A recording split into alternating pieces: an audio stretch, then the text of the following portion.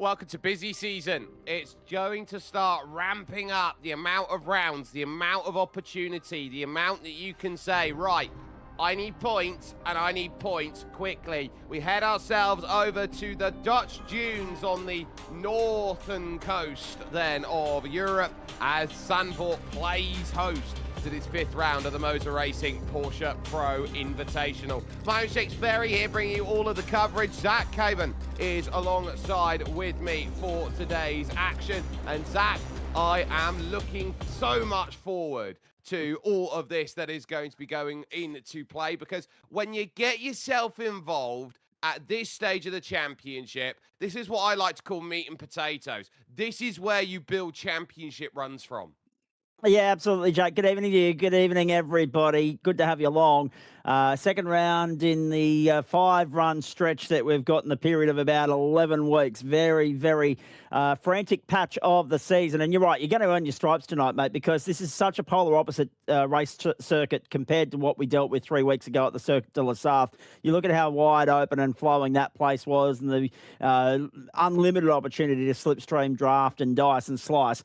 Tonight, you're going to earn your stripes because there's the lack of overtaking opportunities. They're going to have to get the elbows out. They're no stranger to doing that. They're not immune to doing that. Race control are going to have their work cut out for them, most likely. It's going to be a lot of fun. But yes, tonight will be particularly that second race with regards to the invert top 10. That'll be where you earn your stripes. Consolidate, salvage what you can, take what points you can, build the championship. We know that the top two are starting to gap the competition at the moment. Tonight might just be an opportunity for everybody to try and reel them back in.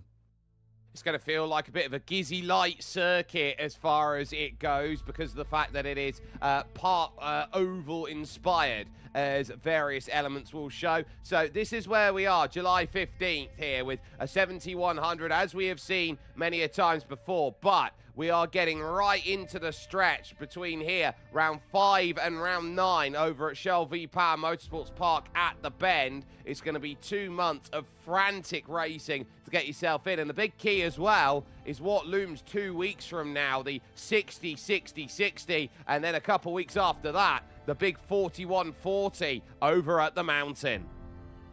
It's going to be exciting, isn't it? Because obviously the Red Bull Ring round is the first of 2 super sprint rounds, mate. The other one being the Adelaide Parkland Street Circuit there on December 4. Make note of that too, folks. If you're planning ahead, that is a Friday night, not a Wednesday night. So something a little bit different there for grand finale week. The other point as well, when you look at the schedule, it's been a very European top-heavy opening to the season. We finally break clear of Europe and go and explore the rest of the motor racing universe when we get back to Mount Panorama for round 7. But first we must conquer Zandvoort, and then we go back to the Red Bull Ring, which will be an absolute beauty on par with Le Mans, I reckon. It's going to be interesting to see how everybody approaches that, given that it is a 3-race round. It's just another 2 opportunities for Damon Woods to try and dominate, I think. Well, we know how dominant he has been, and we'll be keeping a very close eye on whether the story is going to tell itself over again. Now, here is the tale of the tape so far with your top 3s from each round. 4 wins out of 4 for Damon Woods in race 1s, has built his ground out there. But Zach, the key has been race 2s. He's been hit with 1 penalty that cost him over at Spa, but at the Nürburgring. But you're looking around at it, he's not finished off the podium, and his nearest challenger, Zach Rattray-White, 2 wins to his name, but critically also, he's had 3 podiums to go along with it. So you're seeing the names that are consistently finding their way up there. You're seeing Mackay currently up there a bit. Byron Pierce has had a few runs up there. Zach Rattray-White, really strong. Those are the main challengers that we're seeing. Quite remarkable that Damon Woods copped that 5-second penalty after the Nürburgring second race. It took a couple of weeks to obviously be processed and applied, but he still didn't finish off the podium. 8 starts, 8 podium finishes. We talk about championships being built on consistency. You can't get much more consistent than that. And 5 podium finishes for Zach Ratway-White. As you have a look at the point standings there, ladies and gentlemen, what we've just showed you on the first graphic reflects what you're seeing on the second graphic. That's an 88-point advantage that Damon Woods enjoys at the top of the tree. Zach Ratway-White took a couple of points out of him in that feature race at the Circuit de la Sarthe, which was an absolute instant classic. Rick Kuznetsov, the best of the rest, if you like, starting to gap Zach Kerr, who's only got 10 points, very little leeway over Marino Morella.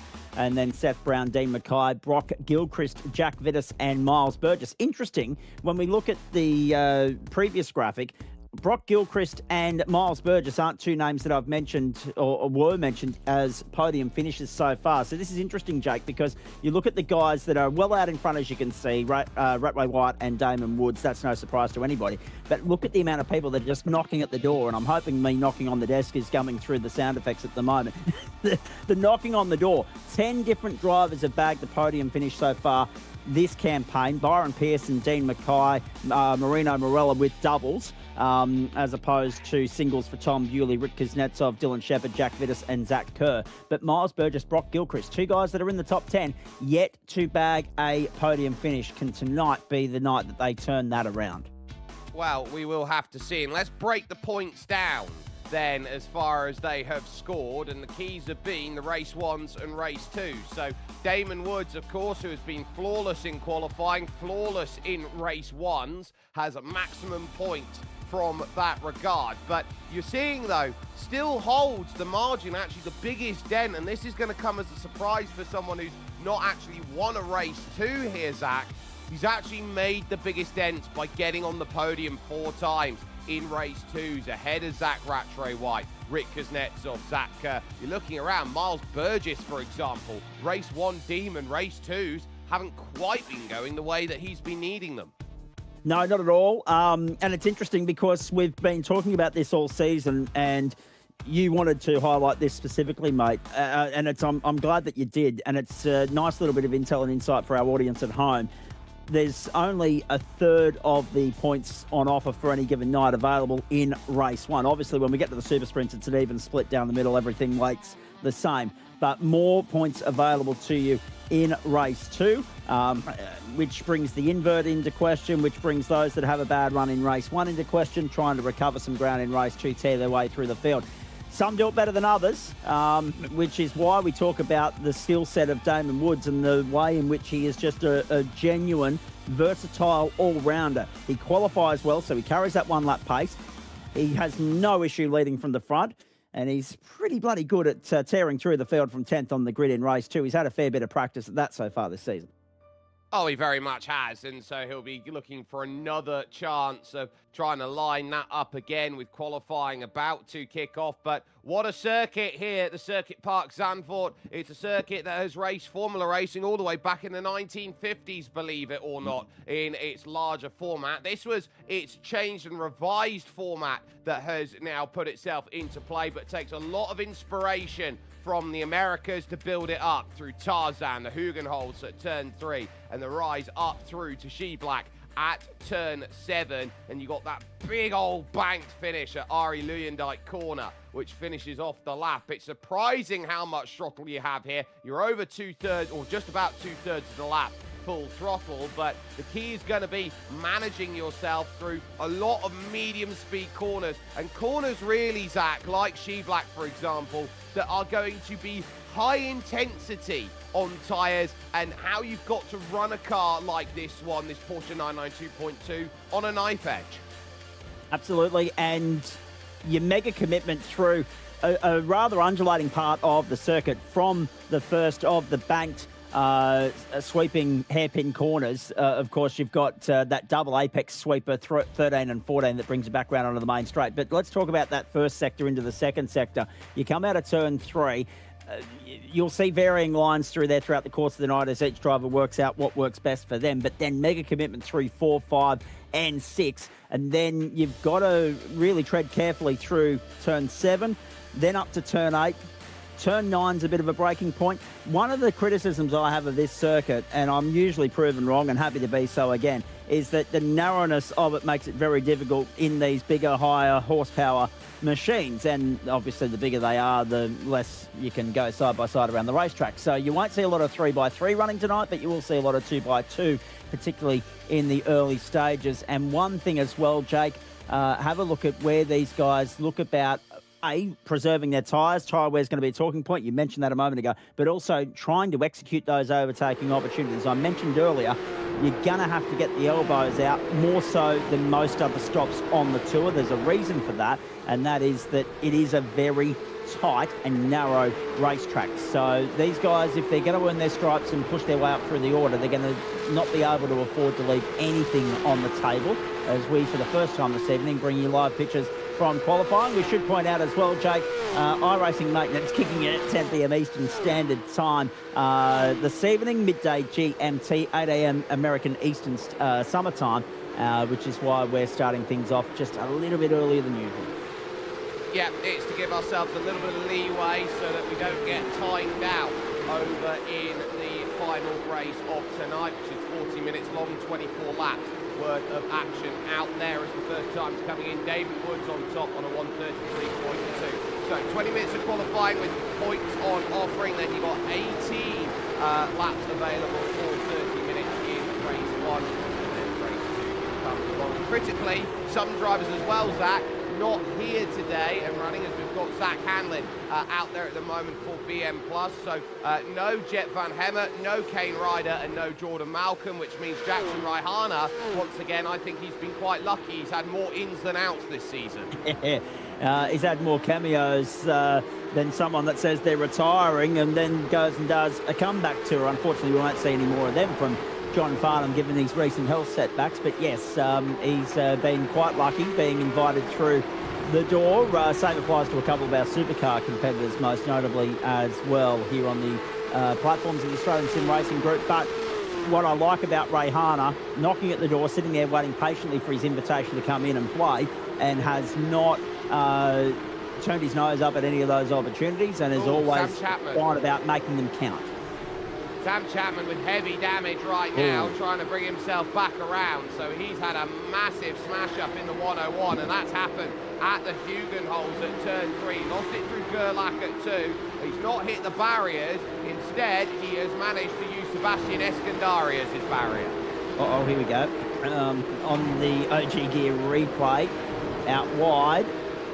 That was after he had the incident. He's taken off to the outskirts of the circuit to get out of harm's way, the runoff area, and that's going to set him back for the balance of the evening, you would think. Again, highlighting what I said earlier about it being very difficult to work your way through. Oh, that's unlucky, particularly for Eskandari.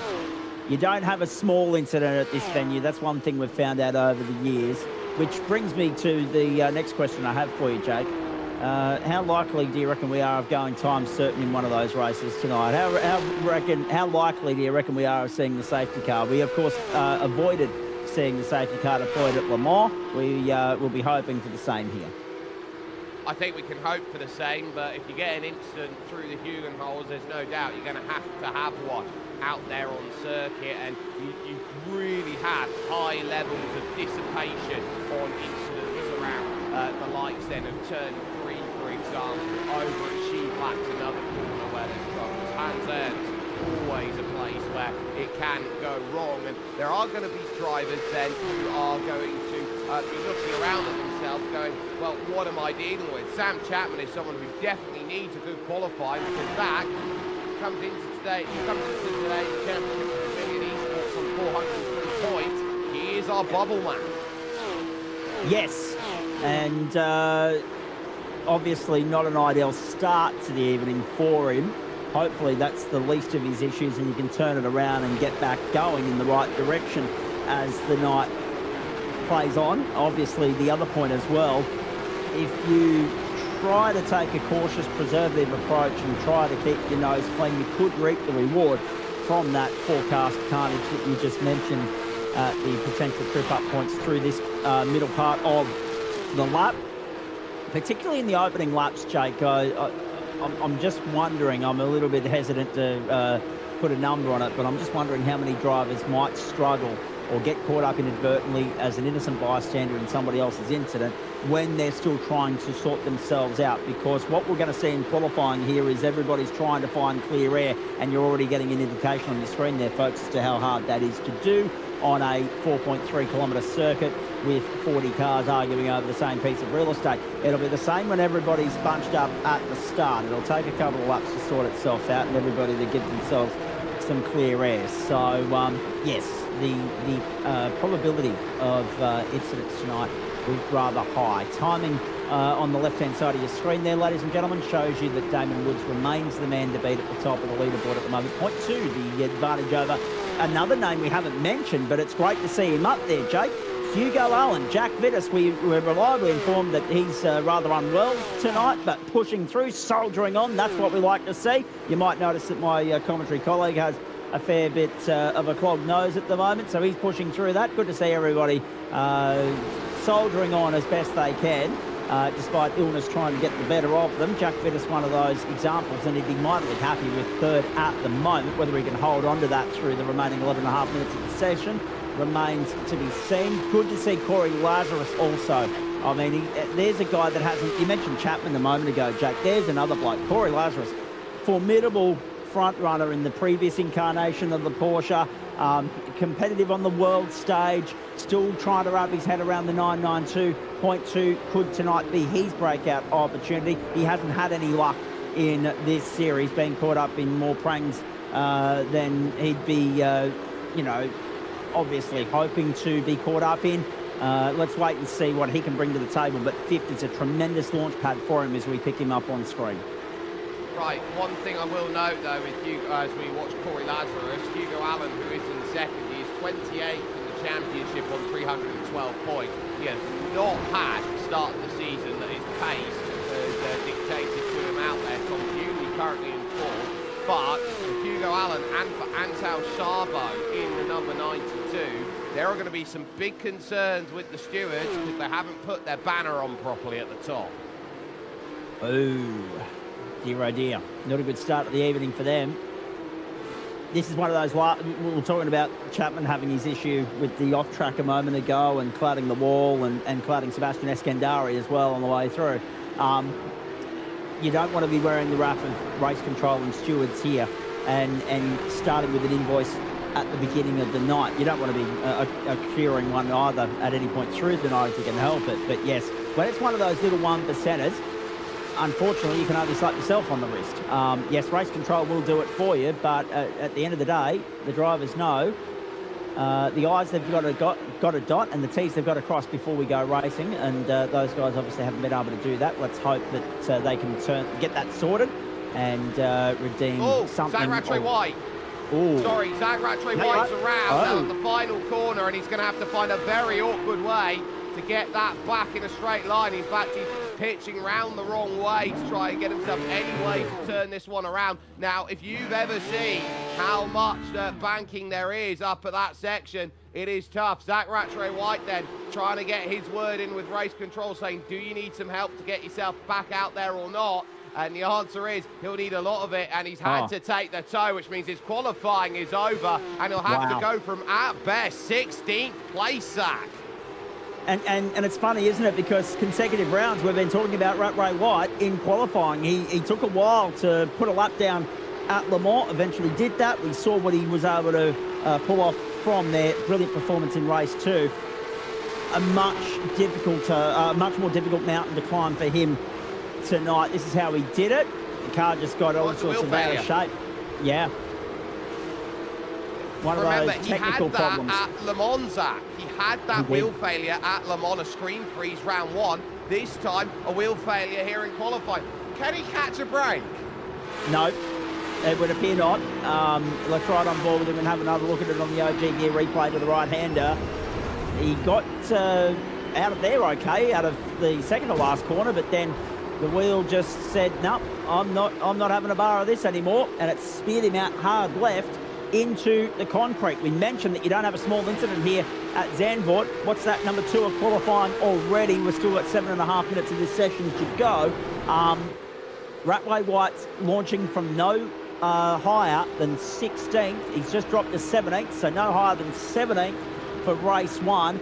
A game-changing moment in this championship, considering that he is nearest Damon Woods in the points table, and Woodsy is right at the top of the summit right now. So, yes, another opportunity for Zach Ratway-White to prove what a superstar he is by seeing exactly what he can do in race one and how much ground he can recover. He's absolutely distraught at the moment, and who could blame him? Cannot catch a break. We talk about the technical problems of the sim world being the mechanical problems of the real world, and that comparison there, Jake. And it's been 3 weeks. I'm sure he's gone back to the drawing board and had a look at it. And obviously, he's at a dead end at the moment, trying to sort out a problem, a probable and permanent solution to the problem. And unfortunately, he's got his work cut out for him right from the outset tonight. My interest will be now what he can do in that first 16 laps, whether he can get back to 10th, 9th, be in the invert. Hayden Veld in 9th at the moment, finds himself inside the top 10 as we circulate through turn 1, 6.5 minutes to go in qualifying.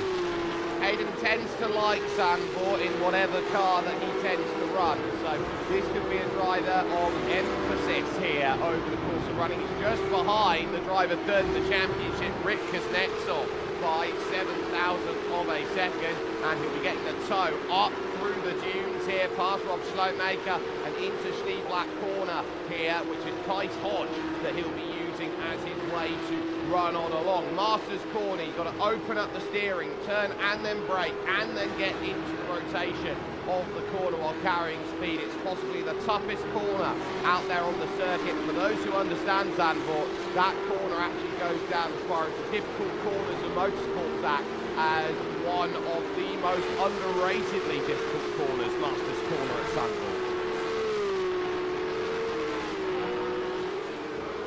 Another screen freeze for Zach Ratway-White.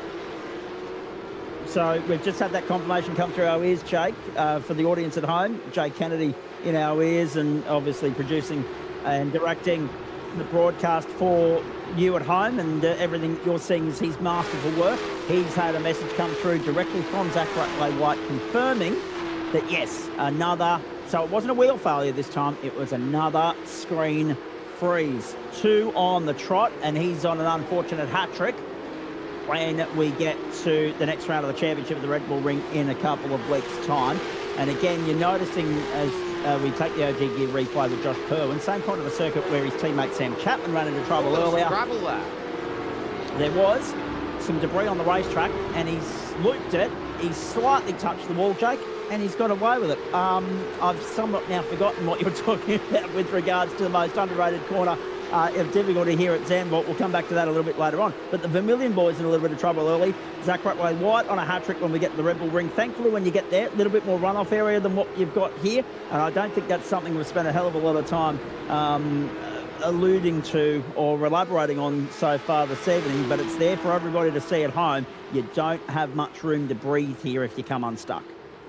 Hugo Allen has pulled the gap down now to a quarter of a second to Damon Woods, who on a 32.6 looks untouchable. Danny Davidson then in 6th position. So Davison looking really good on that 33.0, but it is a hornet's nest at the moment between 33.0 to 33.2, because that margin, the difference of 33.0 between a 33.16 out there at the moment, Zach, with 3.5 minutes to go, and when the clock strikes 0, that's the end of qualifying, no added time. I turn around, that is, what, 10 places? Splits a 10.5 right now for your top 5 to top 15. Yeah, it's an extraordinarily tight qualifying session. I mean, take Damon Woods out of it, 0.253 to Hugo Allen. You go down to Ewan Baker there in 15th. It's not even 0.5 of a second. It's 4,700 or 44 hundredths of a second. It's just quite extraordinary, the margins there at the moment.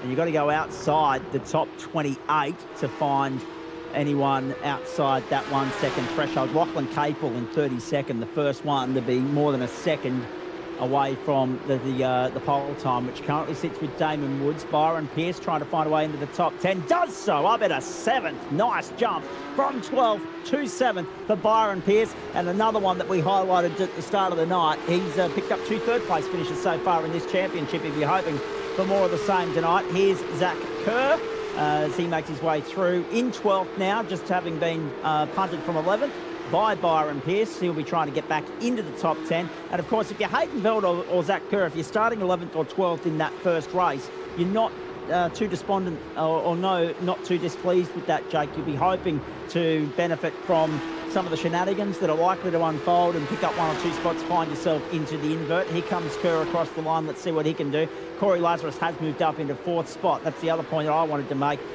Finally, we're seeing what Corey can bring to the table for everybody to see here. He's finally having a qualifying session that he'd be quite pleased with by his own standards, as we pick up the prominent front runner of this series, the dominant force at qualifying, Damon Woods, not content with the 1 minute 32.616, hoping to improve on that. He would, actually, there he is, he's parking, is he? Yes.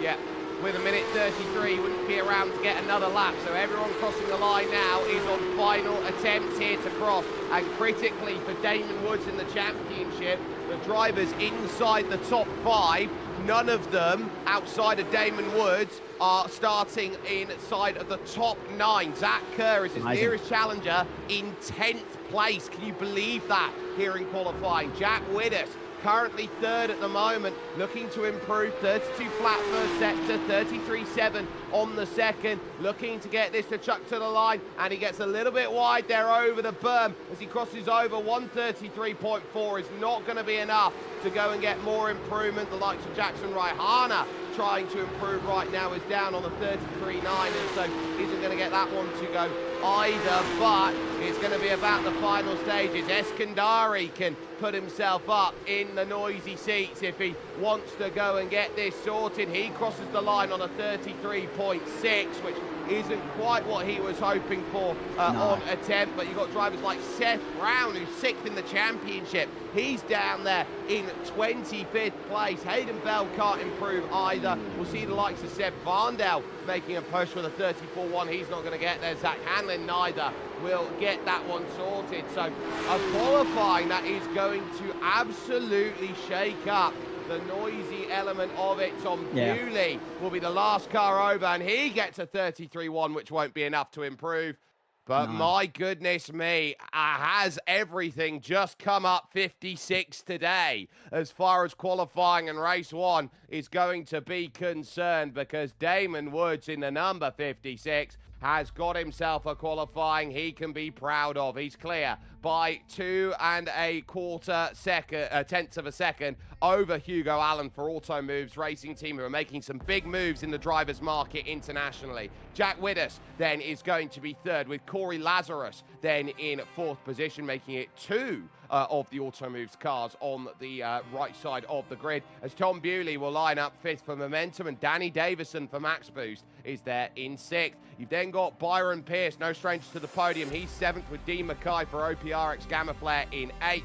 Your top 10 rounded out by Reese Wakefield and Zach Kerr. Over then to 11th and 12th, where you see Rick Kuznetsov there with Hayden Veld for Eclipse Sim Sports, I would say Zandvoort specialist, as Ben Pedersen for Riot is then with Sebastian Eskandari 13th and 14th. Ewan Baker and Sam Muir will house themselves then on row number 8, with Marino Morella in 17th, and Zach Rattray White having to get this started from 18th on the grid. Then you got 2 Vermilion cars in Sam Chapman and Antal Sabo, as into 21st position will be Miles Burgess and Tice Hodge then in 22nd. You've then got Dylan Shepherd, who's a little bit out of position in 23rd. Ryan Jones always seeming to make places up. He'll go in 24th, with Angus Lawford, the man on the outside looking in the championship top 20. He's 21st. He starts 25th, with Seth Brown there in 26th position. And then on row 14, Pat Klein for Synergy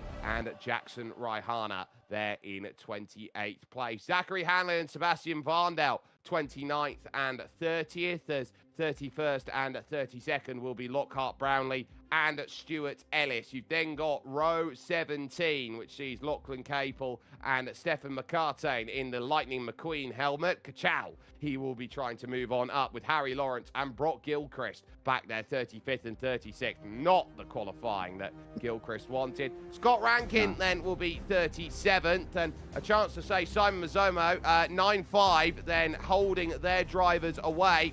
And so they have all moved over to Synergy Sim Racing, which actually feels a very bit of a tender point in my heart. And we'll talk about that later on in the racing with Jared McLeod and Josh Perwin making up the 40. And so the safety cars and race controls all there and set up. No time for a grid walk today, Zach. No. What are you expecting here? Turn 1, turn 2 is going to be a really aggressive affair. Yep. Either they're going to play the long game and think about the fact that it's 16 laps, not 16 corners, or we're going to have chaos and carnage from the outset, Jake. One of the two. I thought Sebastian Eskandari recovered well, despite getting cleaned up by Sam Chapman early in qualifying to find himself in the top 15. That's a get-out-of-jail-free card, essentially. But let's see if Damon Woods can continue his dominance of sprint race number 1 of the championship round so far. 9th race of the championship, and we get ourselves underway. Good start there from the second row. Jack Widders was absolutely on it there. One car's not gone off of the start there in the back. Everyone has managed to avoid Sebastian Varndell, who has run into troubles, but they get through Tarzan without any troubles. But it's Gerlach and Hugenholt that starts becoming the big scrap point out there as everyone looks to try and find the angle. There's a spinner in the back, and I'm not quite sure who it was. Rattray White was just about available to avoid Ewan Baker, the one who goes around as they climb the hill for the first time. So, a couple of spinners already. They're trying to sort themselves out. 3-2 wide in most parts. Contact up the top, and one of the OPR cars finds itself in the grass. Miles Burgess, very nice recovery though. Got away with it, still lost 2 spots, but it could have been so much worse. Woods breaks clear, leads the field. Zach Kerr up in a 9th spot, and Reese Wakefield up into 10th. You mentioned the start from Jack Vidas. He's done very nice to tuck in behind Hugo Allen there. Top 4 remain as they started, but there's already a couple of tails to tell and a couple of salvage missions underway. Very much so, and everyone's looking to try and get themselves positioned right. Harder side by side with Miles Burgess, Lockhart Brownlee and Hayden Bell just behind. Bell will have a lot of work to do to pull himself back as they go into Hans Ernst here, this right and then the left. And you've got to try and get this drive coming out of the exit. If you fail that, it's going to be a very devilishly difficult day at the office. And the slide then for Lockhart Brownlee then takes a good close look at Miles Burgess and says, right, I want this. And now so too does Hayden, because they're thinking about 3 wide along the main run to Tarzan. Look at him in the back, 3, almost 4 back there as they try and figure it out. No love lost, as there's going to be a shove out then of Miles Burgess, loses 1, 2, 3 spots, sneaking down the inside there, Stuart Ellis. I'm amazed at how, all things considered, clean that was. Sebastian Varndell on pit road, Scott Rankin on pit lane early in the piece as well. Our commentary colleague Brock Gilchrist in trouble on the opening lap, down in 38th place. And as Jay mentioned in our ears, it was Ewan Baker, the first one caught up in an incident. He's 37th right now. So those guys with a lot of work to do. Rankin can't seem to buy any luck either in the early stages here.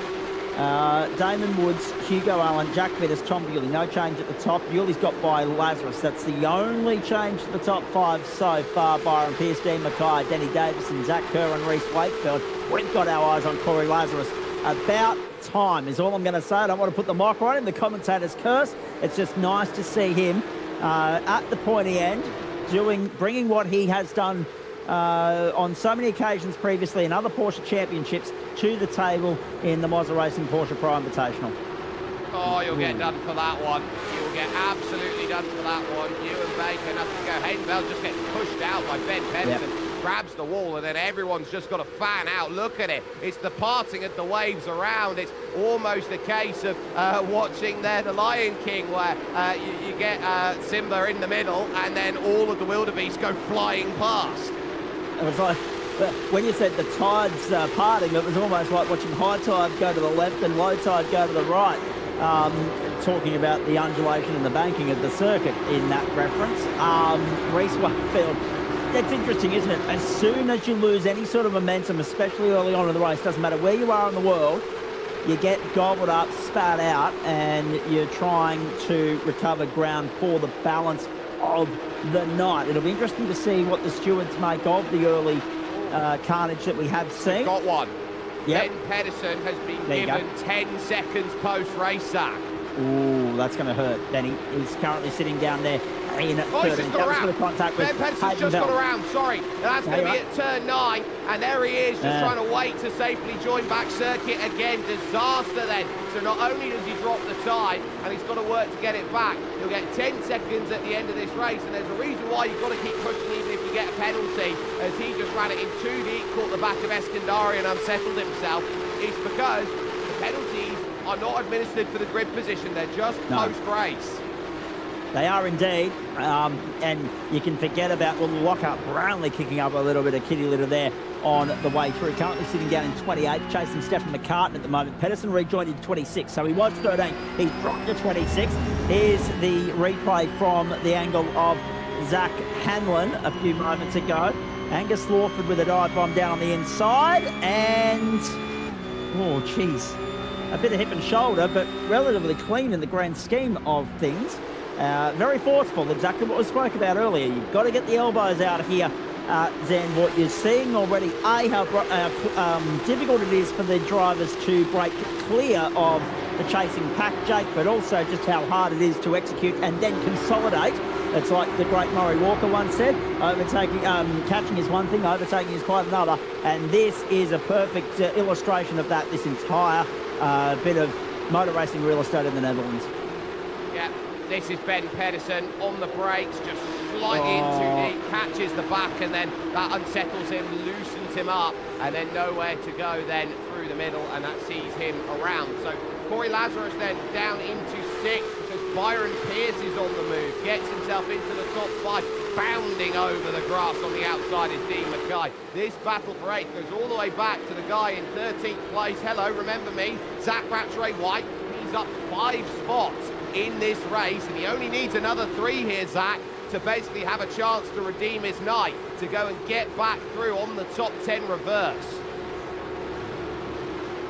So that could be a big get-out-of-jail-free card for Zach Rattray-White. Have a look at this up on the outside. Sebastian Eskandari also on the comeback truck, trying to get by Rick Kuznetsov here side by side down the main straight. Does that. But Rick Kuznetsov, Rick Kuznetsov's just dropped 2 spots, Jake. So I'm not sure what's going on there, because he's dropped behind Zach Rattray-White as well. And Antal Sabo has dropped back to 14th. Eskandari up to 11th and Rattray-White to 12th. So 1 position gained for Rattray-White. Now the assignment is 2 more to get himself in that invert. Zach Baker on the main straight. Ewan Baker is stopped with a massive shunt up. They're going to have to throw a safety car for it. They have to throw one for it. That's a huge accident on the main straight.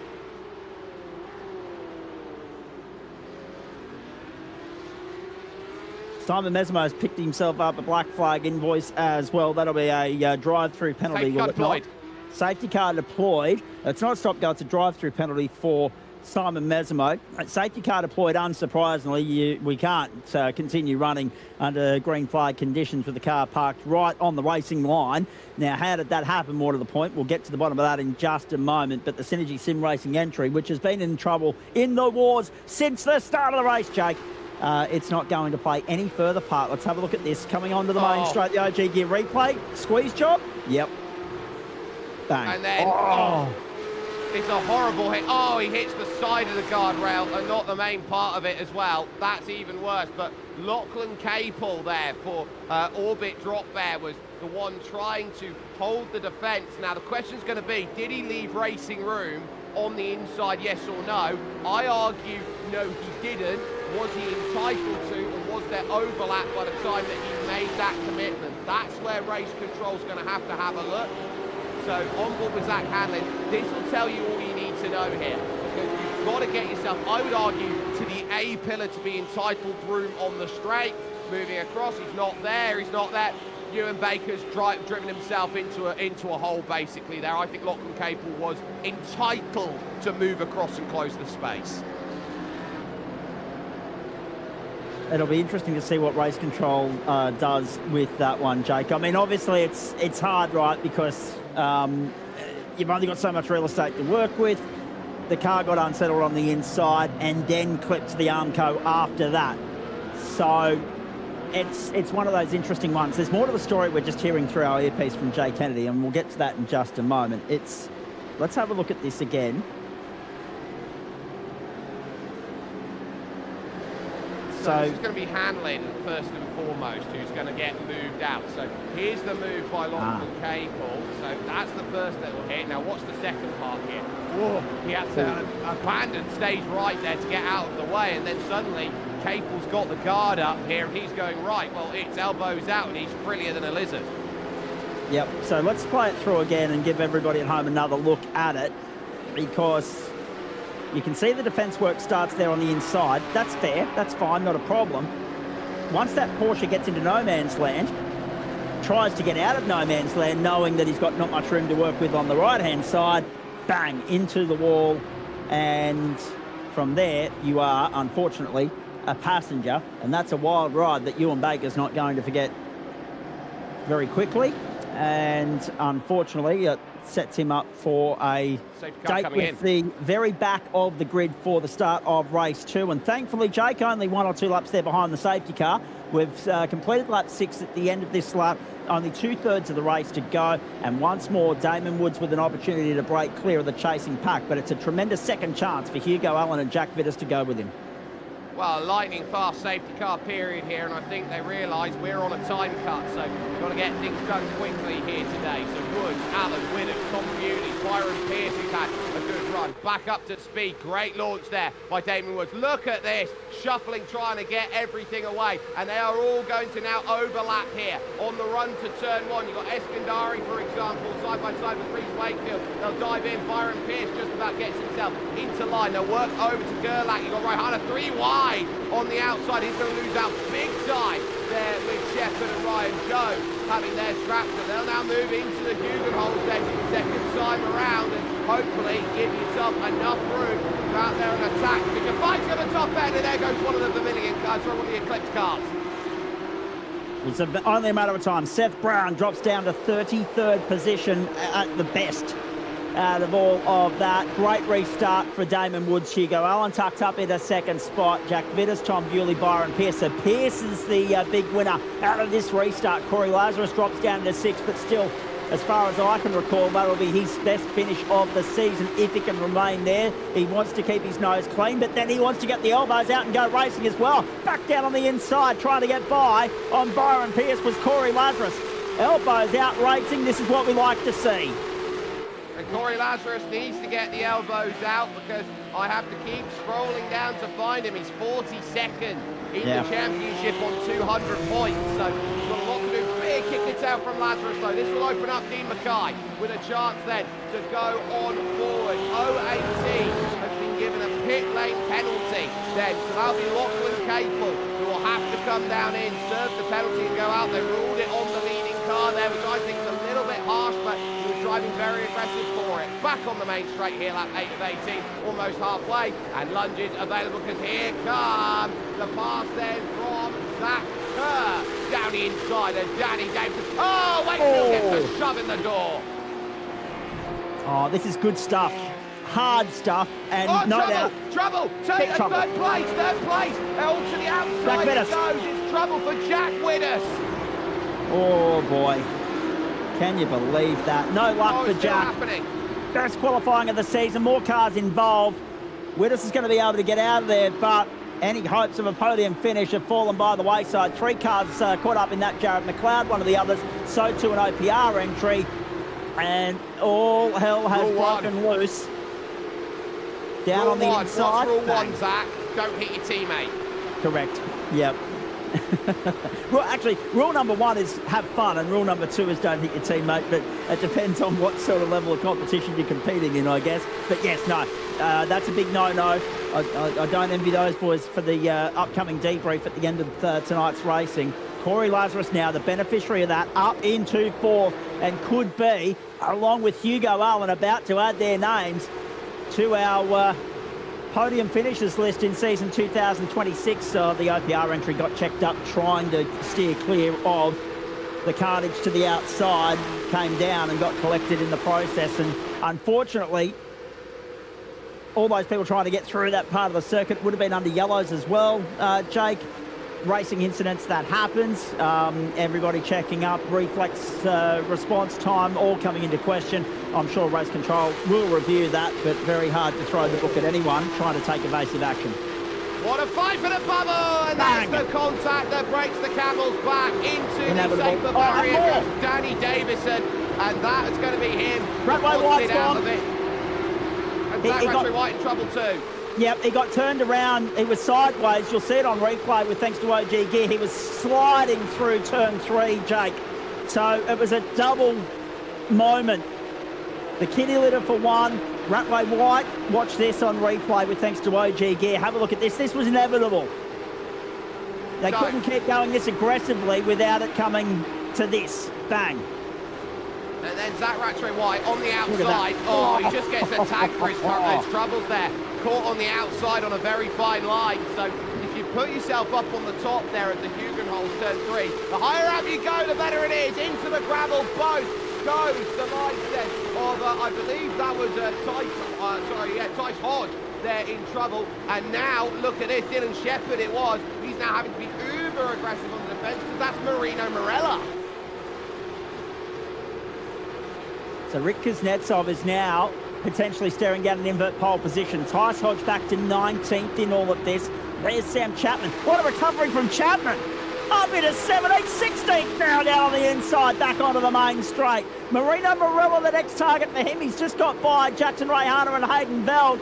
Oh, this is one of those nights where it's going to throw the cat amongst the pigeons. 3 wide to turn 1 and Chapman down on the inside of Rayhana. Some breakout results happening left, right and centre. A couple of other drivers leaving with their tail dangling between their legs.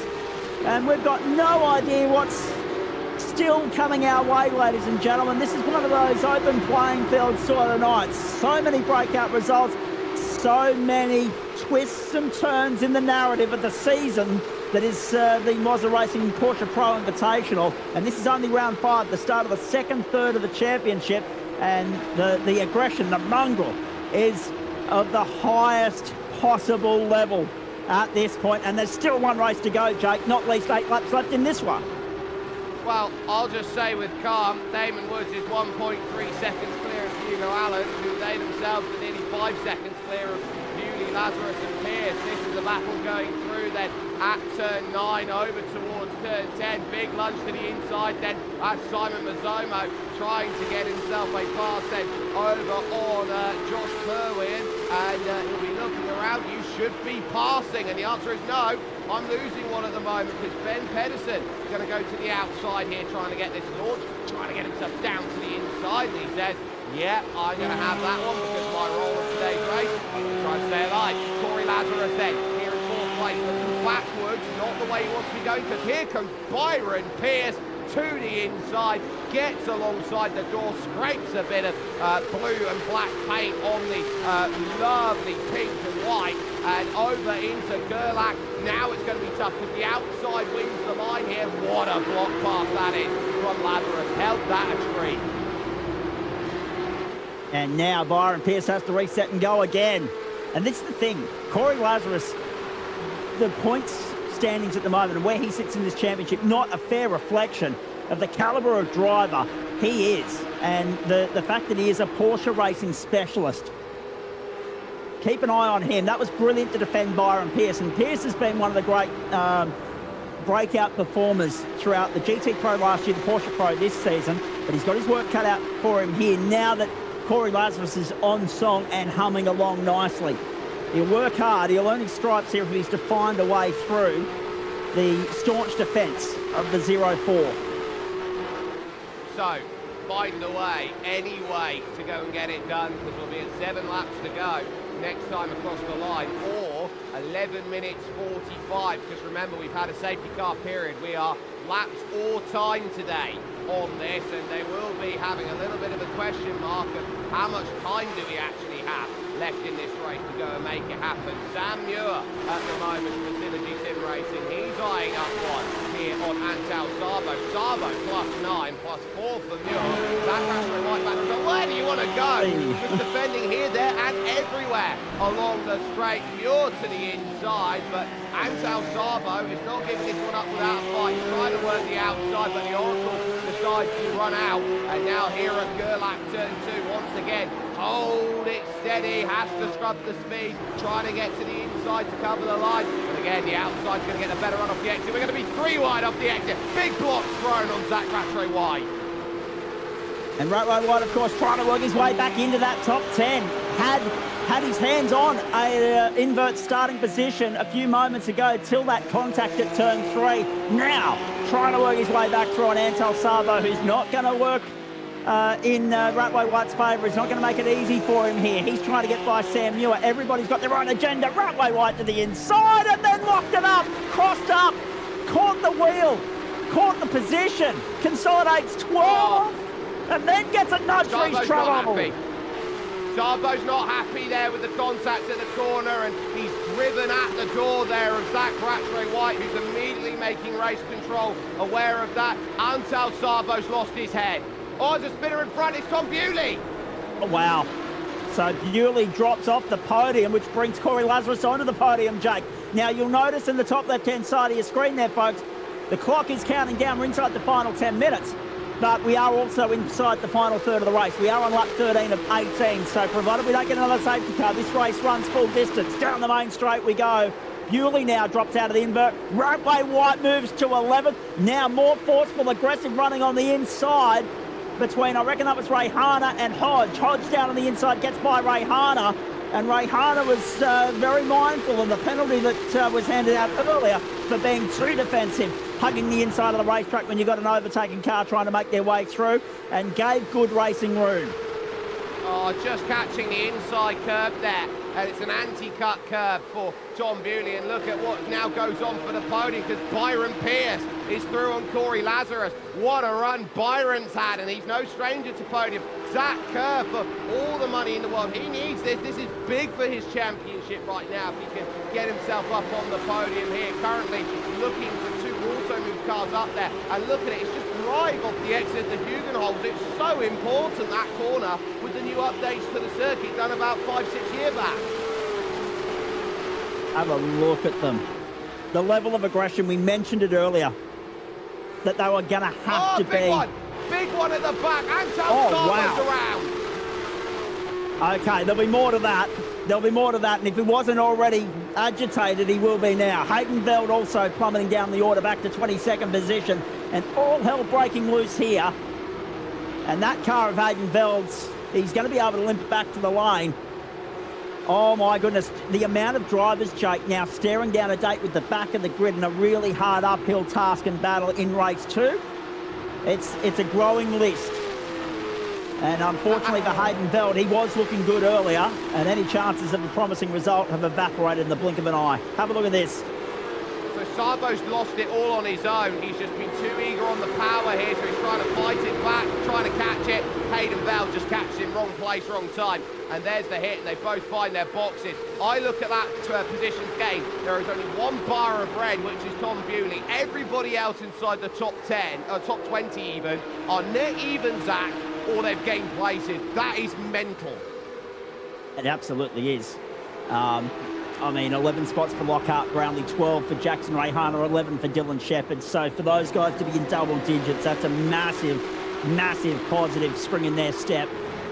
+4 for Byron Pierce to get himself a berth with the podium.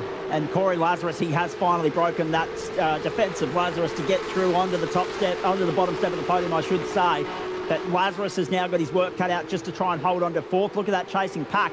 Kerr, Mackay, Wakefield's in there as well, Eskandari. Wakefield, Eskandari, and also Lazarus are three guys that we haven't spoken about with regards to our podium finishes so far this season. Hugo Allen, second at the moment. Best result of the season, loading for him. He would be the 11th different driver to bag a podium so far this season, and that man is staring down an invert pole position for Synergy Sim Racing, the great man Sam Muir. He'd definitely love that, would Sam, in the 182. It would give him so much confidence. He comes into today 18th in the championship, so this would give him some security on the bubble. Reece Wakefield here in 7th, now looking to eye this up, down to 6 minutes 20 and 4 laps to go, which when they're doing 1:34 lap time, I think we're okay in terms of hitting the lap count. But Wakefield here, I think, eyeing up a top 5, and these OPR Gamma Flare cars are sitting back here going, you know what, this could be a great day for us as a team if we can just leapfrog and find a way to get through. But these massive battle packs are forming up here, and they're not formed in the sense of, oh, it's natural pace. It's formed of, well, this is how hard we're going to battle. And it's at an all-time level at the moment. I mean, we got an indication in the start of the series, didn't we, that these guys weren't willing to leave anything on the table. They were willing to go out there and be aggressive from the outset. But we've finally reached a point in the season where you've got to turn that corner. If you haven't had a good start of the season, you've got to start making inroads. You've got to up the level of aggression. Plus, combine that with the fact that we're on a circuit which requires more forceful racing than usual. All ingredients for, well, headaches for race control and entertainment plus for us. Sebastian Eskandari, importantly, Jake, back up into the top 10 now, and Rick Kuznetsov sits 9th. Rick Kuznetsov, of course, the winner of the feature race at the opening round of the series.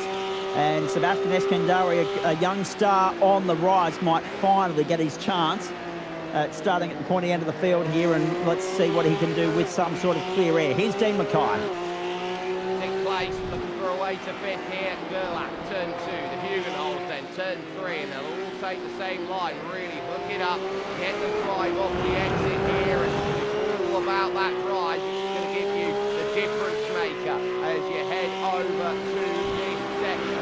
Drive maker up over the top of the brow, and you hit She Black Corner, which is just one of the most beautiful driving corners in the world. You see a sea of gravel on your left-hand side you go through, and now you're into this tricky middle sector. Masters, turn 9, you've just done 4 right-hand corners when you do turn 9 in a row, and finally your tyres get a reprieve as you get a left. And you mentioned tyre wear as a critical aspect to how tonight plays out, more so probably in the 24-lap race, because you've got to go that extra 6 laps.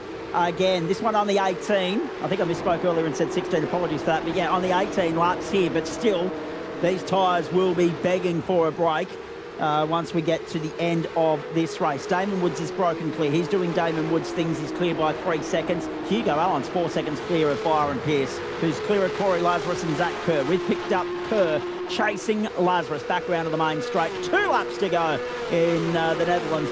Our 5th round of the championship, our 9th race of the season, our 5th stop in Europe, our only one in the Netherlands for this season, ladies and gentlemen. Zach Kerr in the thick of it here at the moment. If he stays where he's at, he's staring down a 3rd row start. 6th place on the grid for the invert, which is coming up very shortly.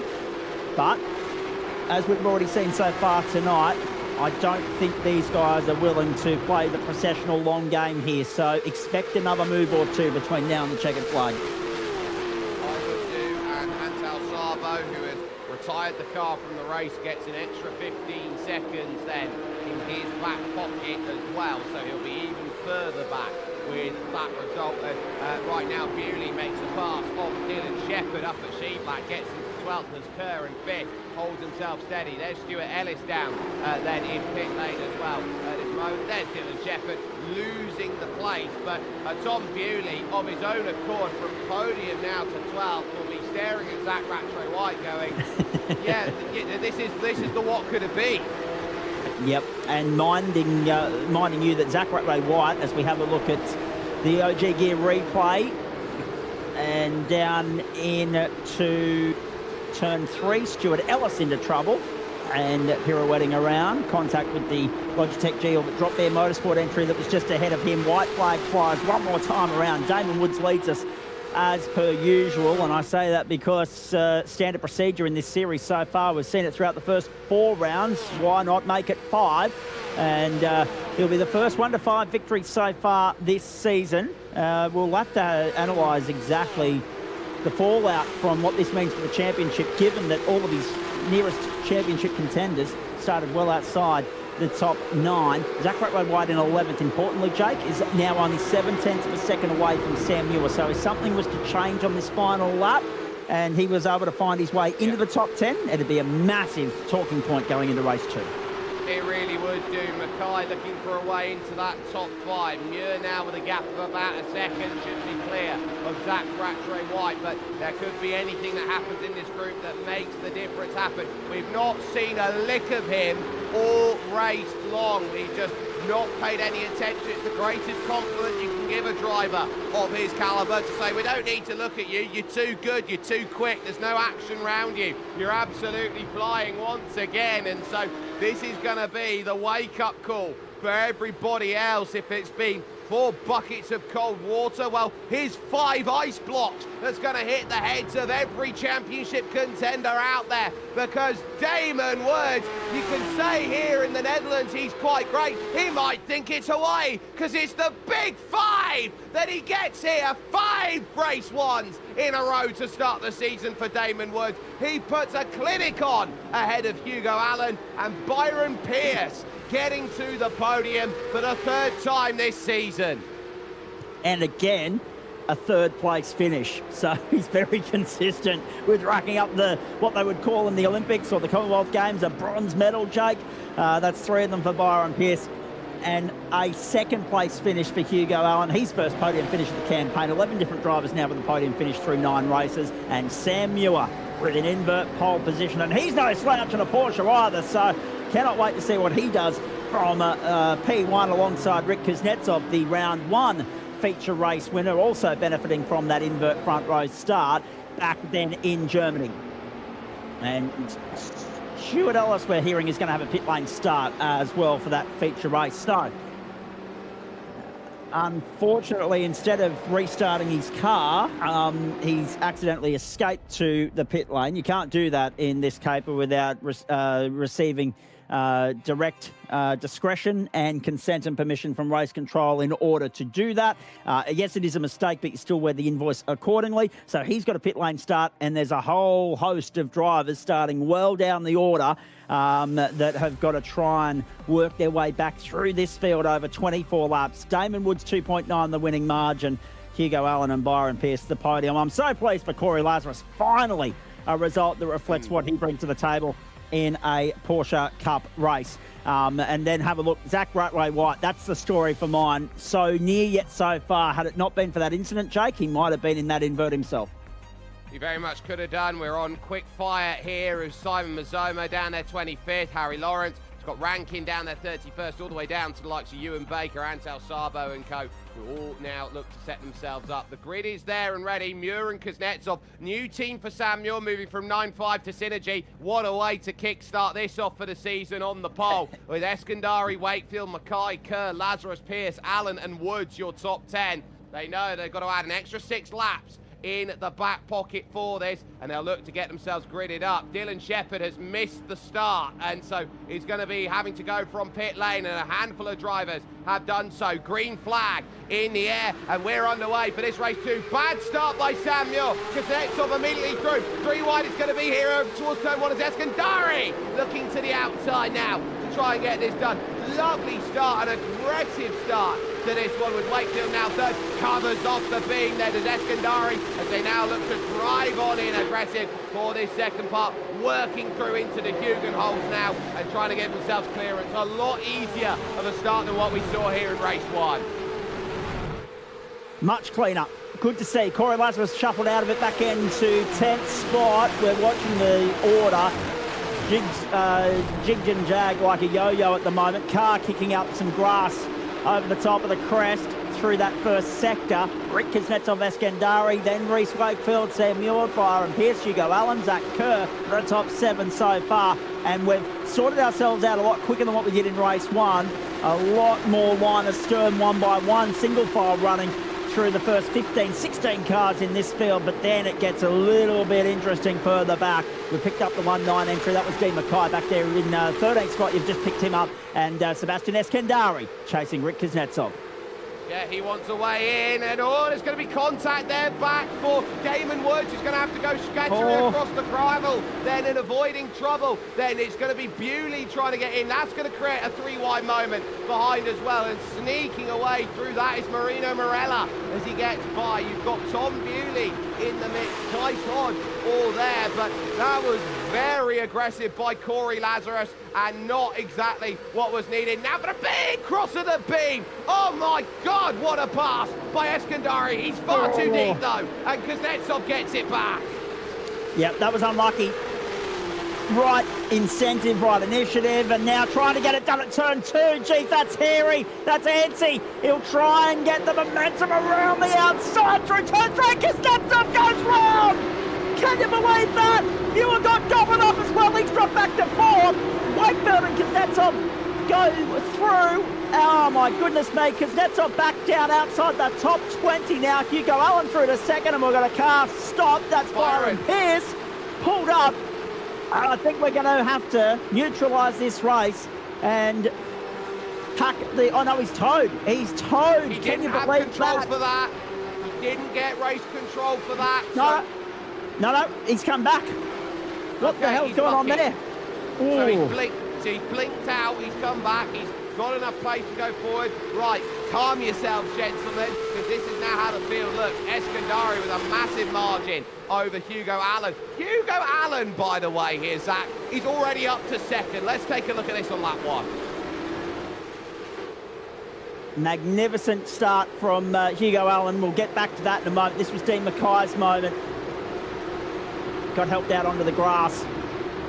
Slight tap from... I'm just trying to identify who that was that gave him the tap through. But once he lost that ground, he was on the grass, and then all of a sudden, he's a sitting duck. He's got back onto the racetrack and done so safely. But you saw how many cars went past him in the process, ladies and gentlemen. Just extraordinary.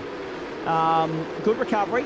Press on, try and recover, salvage something out of what's left of this race. Miles Burgess back up into 13th spot now. Byron Pearce drops down to 36th after coming unstuck there. Now, that's still interesting for mine because he had that Blinky Bill moment. We thought he dropped off the face of the planet and towed, but no, he's been able to get back on the black. Some trouble. There's a huge accident up there, and everyone's going to have to scatter and scarper again. Byron Pearce, I think right now by his measure of scoring here is way down in his marks, and our graphics aren't covering where that is because it's a huge moment up there.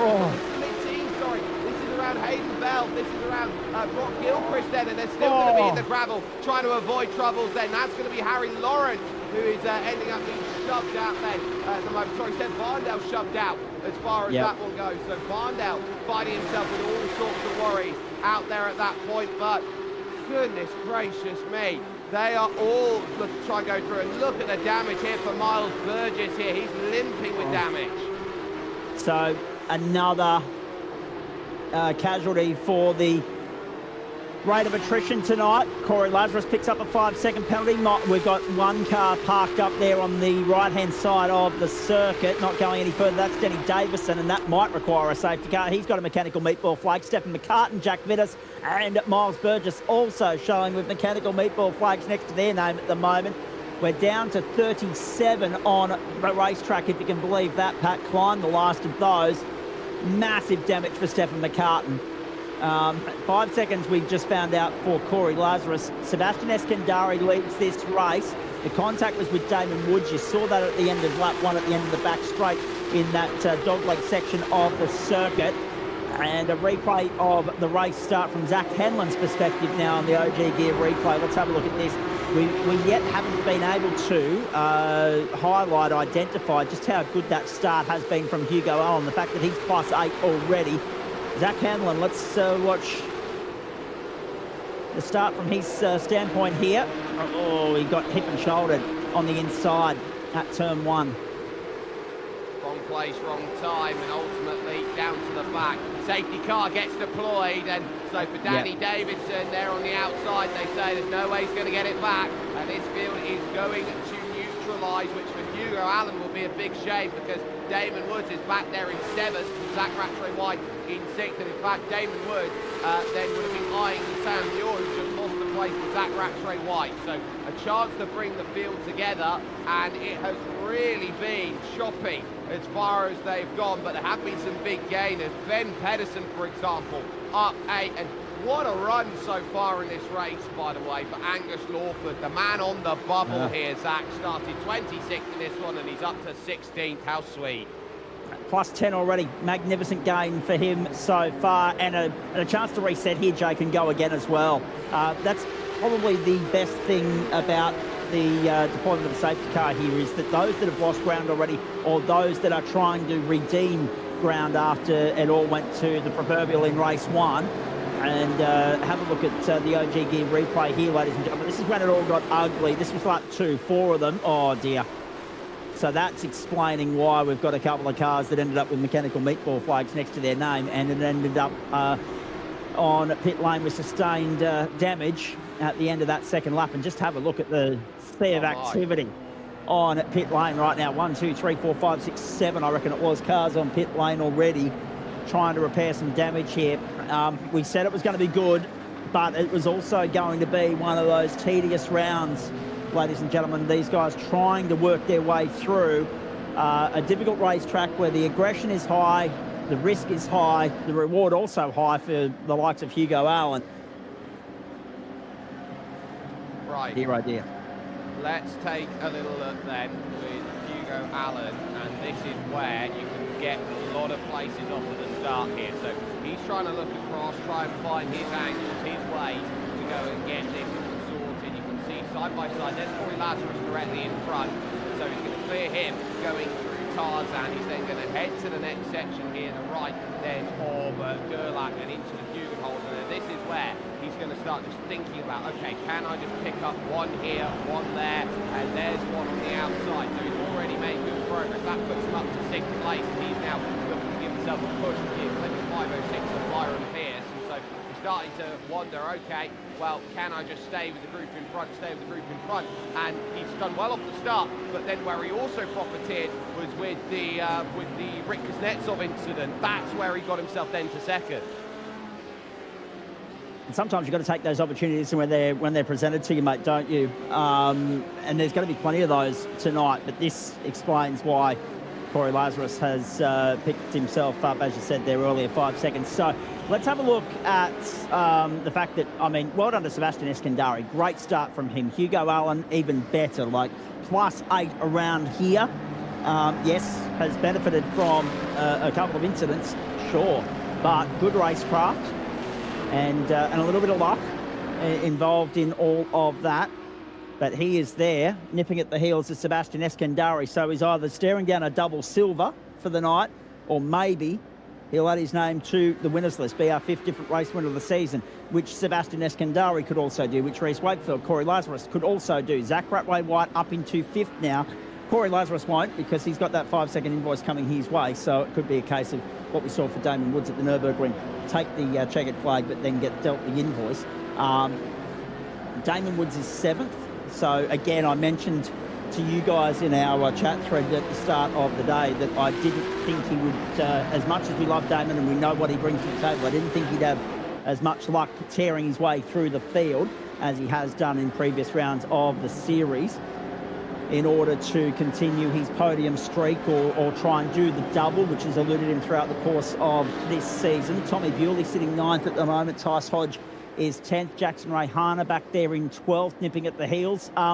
Ryan Jones, we haven't mentioned much of him tonight. He's back there in 7th place. Lockie Capel, after that incident late in race 1, is back in 18th. Rick Kuznetsov, after that spin at the start of this race, down in 19th spot.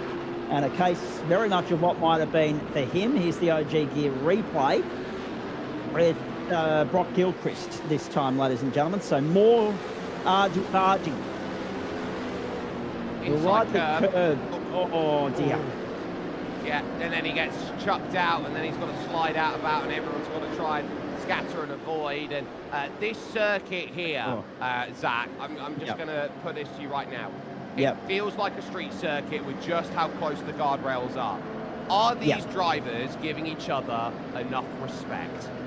I don't think so, but I'm not surprised either, mate. I didn't expect that to be a point of racecraft tonight because of the circumstances and the factors that we've already mentioned.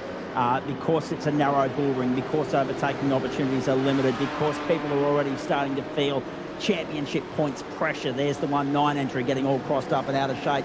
And, unfortunately, just nowhere to go for some of the oncoming traffic that were committed to taking that high banking line through turn 3. So, no, I'm not surprised in the slightest with the lack of respect and the high level of aggression we've seen out there tonight. We're at that point of the championship where that's going to become more prominent, particularly, Adelaide's another example that I can think of immediately off the top where guys are going to have to get the elbows out. Maybe the Miami International Autodrome as well, another street circuit technically, because of how close the concrete lies to the bitumen. But the good news here is we're about to get this race back underway. Let's hope that is the last time we see the safety car this evening, Jake.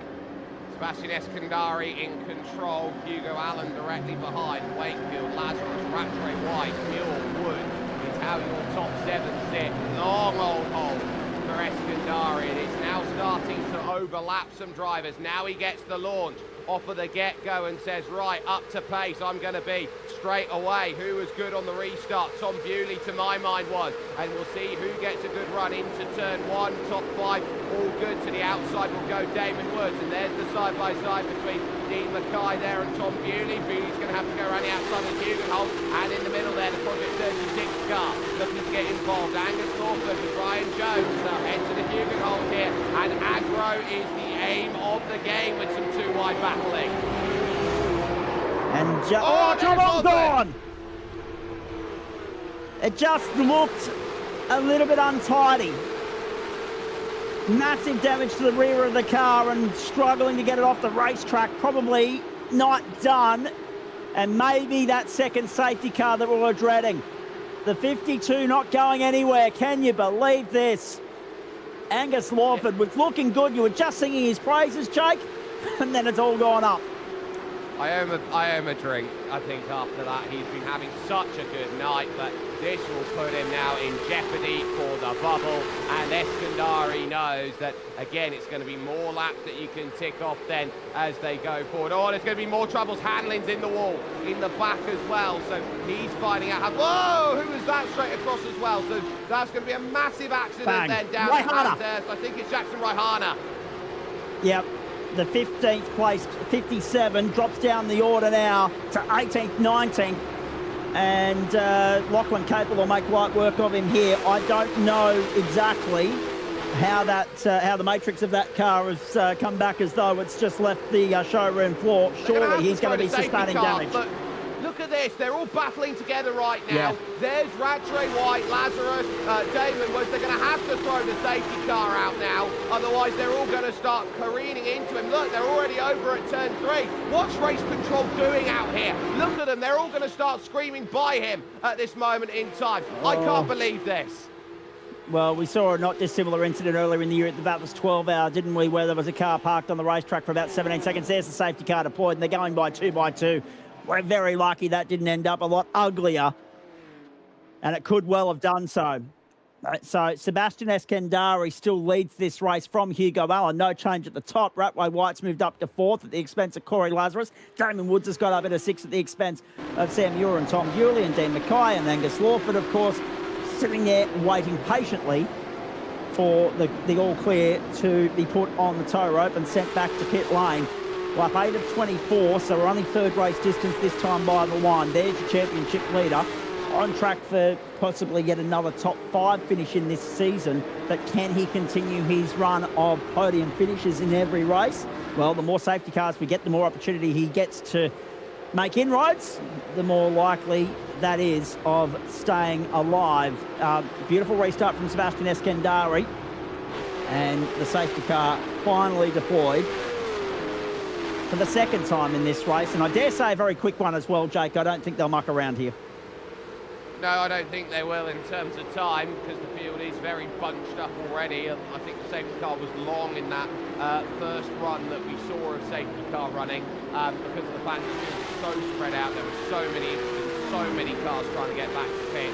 Here the field's still very much together, and so I don't think there's going to be that much of a hole here behind the safety cars. They look to go forward out there. So now take a look at Zach Hanlon here, and the BM Plus car, because he ends up with a lot. Now he's on the inside here of the 506, then he tries to push his way to the outside. There was already a spinner on the outside, and then gets hooked on the quarter pack.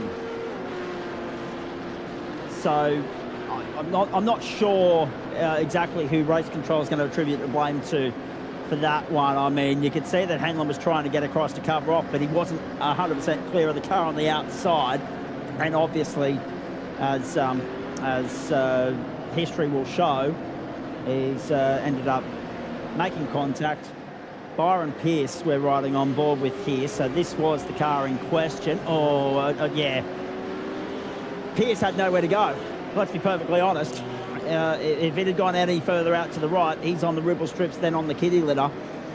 So that's one of those 6 of one, half dozen of the other sort of incidents, which is unlucky for particularly Zach Hanlon, because he's the one that sustained the damage and all of that, and very heavy hit considering that they weren't at full speed, Jake. But again, so narrow are the parameters here in certain parts of the circuit that when you get unsettled and end up losing control of the race car and you are a passenger, it will bite you and bite you hard. He got sent to the right-hand side, so at that point, he wasn't able to jag it back. And side on impact, that might have saved the car to a point, but he still will be feeling a little bit hamstrung at this point, I would imagine. Right, let's get our accounts in order here. Sebastian Eskandari leads this race. Hugo Allen is second, and Reese Wakefield is third. It's then Zach Ratchway White, Corey Lazarus, and Damon Woods. Sam Muir in seventh, and Tom Bewley eighth. Dean Mackay ninth, and Zach Kerr makes up your top 10. Your biggest movers, Lachlan Capel, who has really climbed up the order now. He's gone from 32nd to 18th. Hayden Bell has got double digits, as has Jarrett McLeod and Stuart Ellis. They've all moved up. Now, a chance to talk orbit drop there for a moment here, Zach, because I looked around Lockhart Brownlee, Lachlan Capel, and Scott Rankin. I thought, yeah, they're doing all right this season. And then I turn and look at the championship and I see them 30th, 31st and 32nd coming into tonight and going, hang on a minute, that can't possibly be correct. Yeah, it is rather surprising, isn't it, as we see what race control waving by some back market traffic to try and ensure that they are not impeding with the positional battles. And we're just being reminded too, by the way, that Capel did miss round one of the series due to outside commitments and circumstances. But yes, they're waving by those lap cars to ensure that they're not impeding the battle for the points and the minor and major positions in this race. Once we do get back underway, they'll rejoin at the rear of this long field train at this point in time before we get the race back underway. Time certainly kicks in 25.5 minutes. We are on lap 10 at this point. We only got back underway for one lap before we had the safety car. Jack Vittis on the OG gear replay and Stephen McCartan. Now, Vittis is wide on the outside, having already run into trouble earlier in the opening lap. That lap. Look at that. Yeah. So Vittis had already run into trouble before that. That was the second incident of the lap. And just there and then, Jake, that explains why McCartan ended up on the tow road, on pit road, with that front end damage. Massive damage. Same point as the circuit as the Hanlon incident, which is quite interesting, because that's the point we're talking about. You were talking about the OG gearboys. It's really unfortunate, isn't it? But sometimes when luck's not on your side and you can't catch a break, and how many incidents have we seen those guys caught up in that have not been of their own doing so far this season? They are a much better outfit than what the results board would suggest at the moment, and let's hope that somewhere between now and the end of the season they get a chance to showcase that. Absolutely. So Antal Sabo, a non-starter for this race. Jack Widders is out. as well as Danny Davidson, Stefan McCartane, who is still pulling around at 4 laps down. Miles Burgess going around at 2 laps down, and Angus Gordon then in pits. Josh Perwian on the back in at 34th position, but by the looks of things, we're getting ready for another restart here behind Sebastian Eskandari and Hugo Allen here, and it's going to look like we're more heading towards a time-certain race here with 23 minutes and 50 seconds on the clock here, because they've been allotted 45 minutes to get 24 laps in. We're on lap 10 here, heading to lap 11, which would be 14 laps to go at a rate of time of about 1 minute 35 that we're doing. Eskandari goes early though this time. He's trying to catch the exact opposite way out, and Corey Lazarus is the one who has to defend then off this restart from Damon Woods. As we get back underway then, and immediately look at what drivers are trying to do. They're not weaving to defend too much, they're weaving for tyre temp out there as they try and go. Woods on the outside, Lazarus trying to do his best to defend this one here, but heading towards turn 2. There's the respect going to the championship leader, allows him the space. And Sam, you're under pressure from Tom Bewley as well. Now Damon Woods has his nearest opponent in the championship in his sights. Right wide on the comeback trail in 4th. We know that Woods is well placed as far as the championship's concerned to extend his lead tonight. Hugo Allen currently on track to maybe contest for round honours here against Damon Woods, depending very much upon what Damon Woods can muster up in the final 14 laps. You're talking about time certainty. If we're running at around about 1 minute 35 a lap, we're looking at 22 minutes and 10 seconds from lights out at the commencement of the 3rd start of this race, lap 11, to the checkered flag. So one more safety car, and yes, we're probably looking at time certainty, Jake, but at the moment, if we can stay green, we'll just scrape in.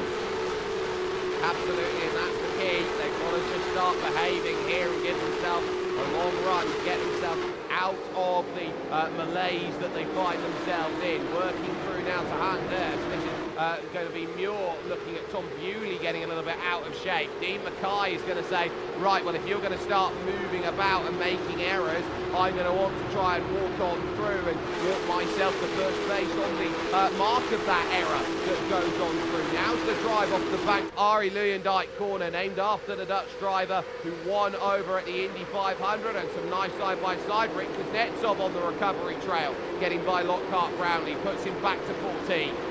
Yep, and they've got Ryan Jones to contend with their next target for them, however, is Ben Pedersen up in 13th. So Jonesy again, there or thereabouts without standing out tonight.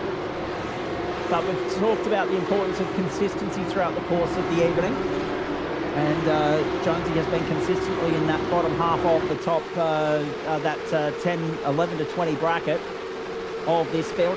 I cannot believe we're only going to hit a half race distance this time through. Sebastian Eskandari, Hugo Allen and Reece Wakefield, 1, 2 and 3. Great to see Reece Wakefield up there, nipping at the heels of a podium finish. Seth Brown, we ride on board with him, 17th place at the moment, chasing Jones. Jackson Rayhana, how did he escape without sustaining serious race-ending damage in that incident out of the hairpin at the end of the back straight that got through the chicane? It was the hairpin part of that he ran into the wall in. And yet somehow he's still out there in 18th spot. So get out of jail free card for him, no doubt. Dylan Shepherd, who was on the podium last time out, sits behind him, and Hayden Veld on the comeback trail in position number 20. We ride on board with Seth Brown, and you just see the sea of race cars ahead of him, Jake. Clear air is not something he's going to enjoy a hell of a lot of throughout the course of what's left in this race. No, and that's going to put the engine temperatures up. You're going to have to follow. You're going to have to be brave out there. And the track temperature out here now, so we were talking, it was about 27 degrees in practice. It is 46 degrees Celsius track temperature right now in the early afternoon in sim time. And oh, what a way. He just gets to the corner. Oh, 2 Vermilions go off. Byron Pierce is one of them. And the second one there as well as Hayden Veld. Eclipse, sorry. And he was a lot deeper into the gravel than his teammate was. So they, and especially now that the field's being bunched up by that safety car, that's a hell of a costly invoice for them. You mentioned earlier, any 10-second invoices, 5-second penalties that are handed out are obviously added on at the end of the 2 races tonight. So we'll get the official results through well after the fact to see how that looks once all the penalties have been applied, as Damon Woods gets through on Zach White for 4th. So the comeback continues, and the podium is still a live chance for him right now. Next target, Reese Wakefield, then Hugo Allen and Sebastian Eskandari. These boys are only 2 seconds away from Sebastian Eskandari. Can the youngster, who's such a star in the karting universe, lead his way to a victory here and fend off these, oh geez, hip and shoulder, fend off these experienced campaigners, the likes of Woods and Ratway White and Hugo Allen. Of course, he'd love to go one step further up than what he did earlier in the night. Extraordinarily intense night of racing so far here at Circuit Park Zandvoort.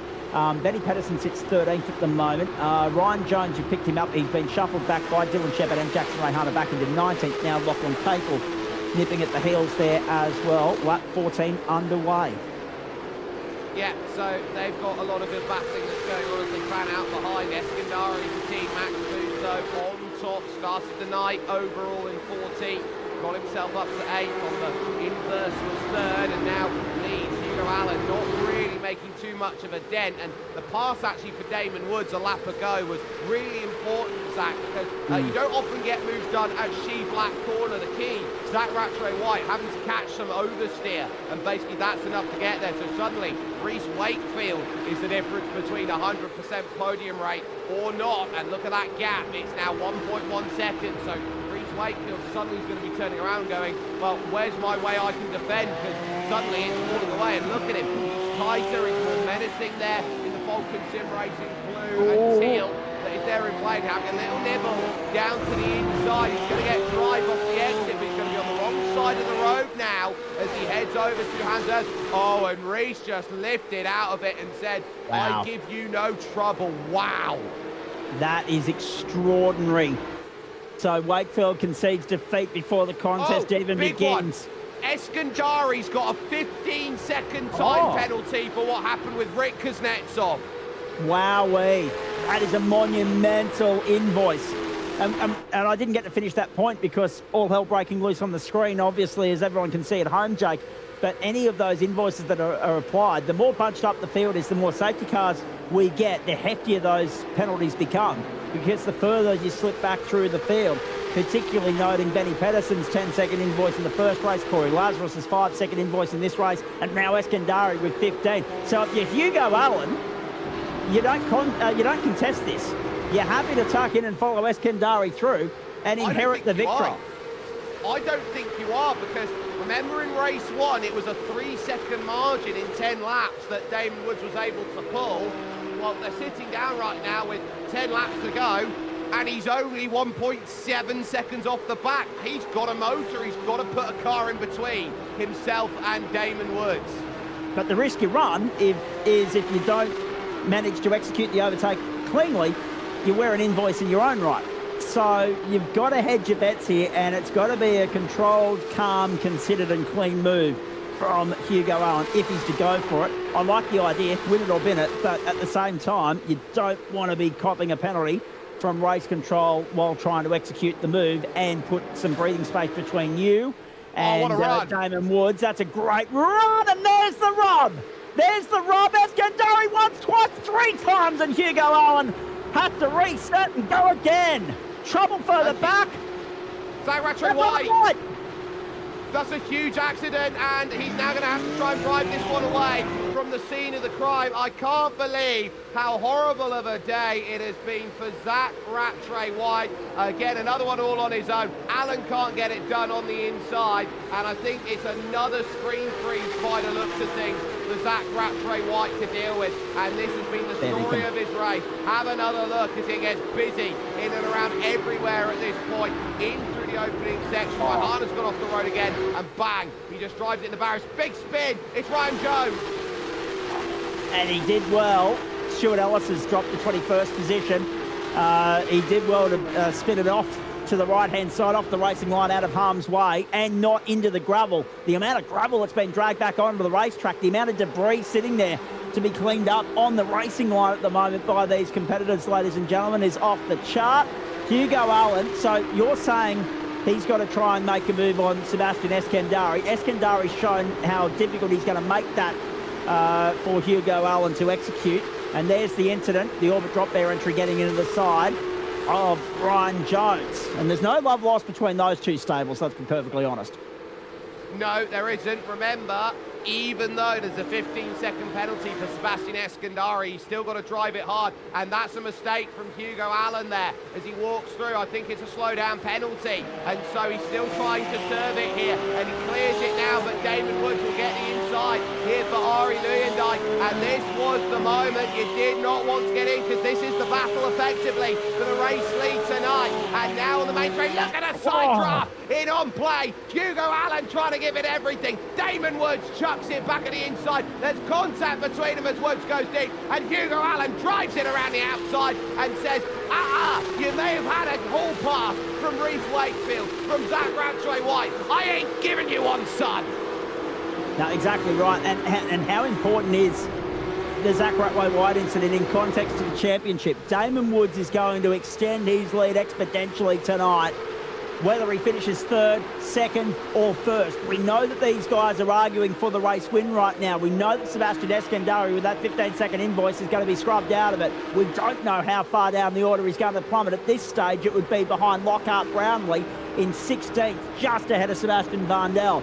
That will change with 8 laps to go as Sebastian Eskandari continues to utilise clear air to his advantage. The margin over this pair is 1.7. That ain't going to cut it. These two are jigging it out for the race win. Hugo Allen has a big opportunity to grab the upset of the season here, and that is bad news for Zach Rattraywhite. Disastrous round for him. Throw a safety car here. He can't get off. He's right on the apex of turn 3. He's just pulled it down to the bottom. He removes the gloves. His day's going to be done. Safety car is deployed, and Zach Rattraywhite having an issue with another Zach Hanlin there. That's what's caused it, and suddenly disaster for Eskandari. He was trying to build a gap, and suddenly Allen and Woods are going to be all over him on what will be a time-certain final restart. We'll take another look. You can see he's heavily damaged. He's trying to limp to get a result home.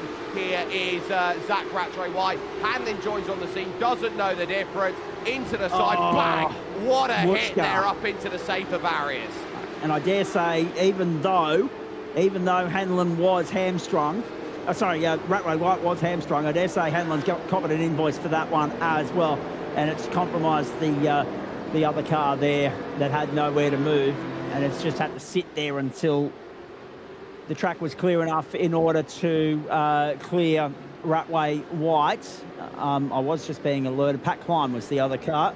Thank you, Jay Kennedy. I caught part of that first time through, and second time through, abundantly clear. Thank you, sir.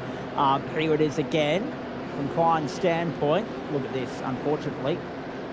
Did well to get on the anchors. Unfortunately, he made inevitable contact, but then got on the anchors and then has just had to wait for the oncoming traffic to clear, because he wasn't able to get around on the outside, nor able to get clear on the inside without compromising someone else. So Klein will drop down the order and to pit lane by the looks of this. Ryan Jones moves up into 28th spot as a result of all that. Byron Pearce, unlucky for him, he's in 29th right now. Then Harry Lawrence, Pat Klein, Ewan Baker. The rate of attrition in this race is unsurprising, but the casualty ward is growing by the minute. 10:40 to go. The likelihood of time certainty inevitably kicks in. We're on lap 18, 6 to go up the line, and Sebastian Eskandari still controls this field, but we know he's got a 15-second invoice coming his way. Whooshka, that's an enormous impact for Zach Rattraywhite. A shocking way for his night to end. And we talk about pivotal moments, defining moments. There's one right there for you, Jake. A defining moment in the context of this championship fight, because he loses now an enormous amount of ground to the championship leader, Damon Woods. And really, he was the only one that was showing any signs of being able to somewhat contain or reel Damon back in. And it is going to balloon out in his favour tonight. He may as well, I know it's round 5 and I don't want to put the mocker on it, but I don't think I'm going to do so. He may as well put one hand, imprint one hand on the championship right now, Damon Woods. I think he's getting the rub of the green, and I think the issue for Zach Rattraywhite is not the position he finds himself in, it's not the making the best of a bad situation. He needs, in the next 2 weeks here, Zach, a full tech overhaul of his PC, because this will cost him not just in this championship, but every other championship that he looks to go and run in as well here on iRacing. So he's got to do something about that, because suddenly this opens the door up for Rick Kuznetsov, who's in 12th place at the moment. It opens up the door for Zach Kerr in 9th. Zach Kerr has had a quietly underrated day. It's not been the greatest day for Marino Morella, but you're looking down the list. Seth Brown, not had a great day. I suddenly turn to the OPR Gamma Flare cars right now. I think Dean Mackay is making his way into the top 5 after tonight. I think you're absolutely right. And we've just been advised too, and I had no idea it was creeping up that quickly. The second of the V8 Pro Enduros is this Friday night. The next one, of course, being Mount Panorama Bathurst, Sunday, August 16, the 1,000. Round 6, the 500 from Sandown, the second of the Enduros for the ASRG V8 Pro Invitational Series. Friday night, you'll see it live in all markets, 6:45 Eastern Standard Time, 8:45 AM GMT. Good luck to Scott Rankin and Stephen Sandman Clark with the call of that one. That will be live in all markets. And Zach White plays a prominent role there within the Eclipse stable.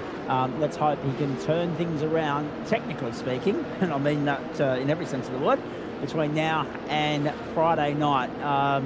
If anyone in the PC game lives in the vicinity of Zach White and can offer some sort of assistance to get him out of trouble, please sing out, because he needs all the help in the world at the moment.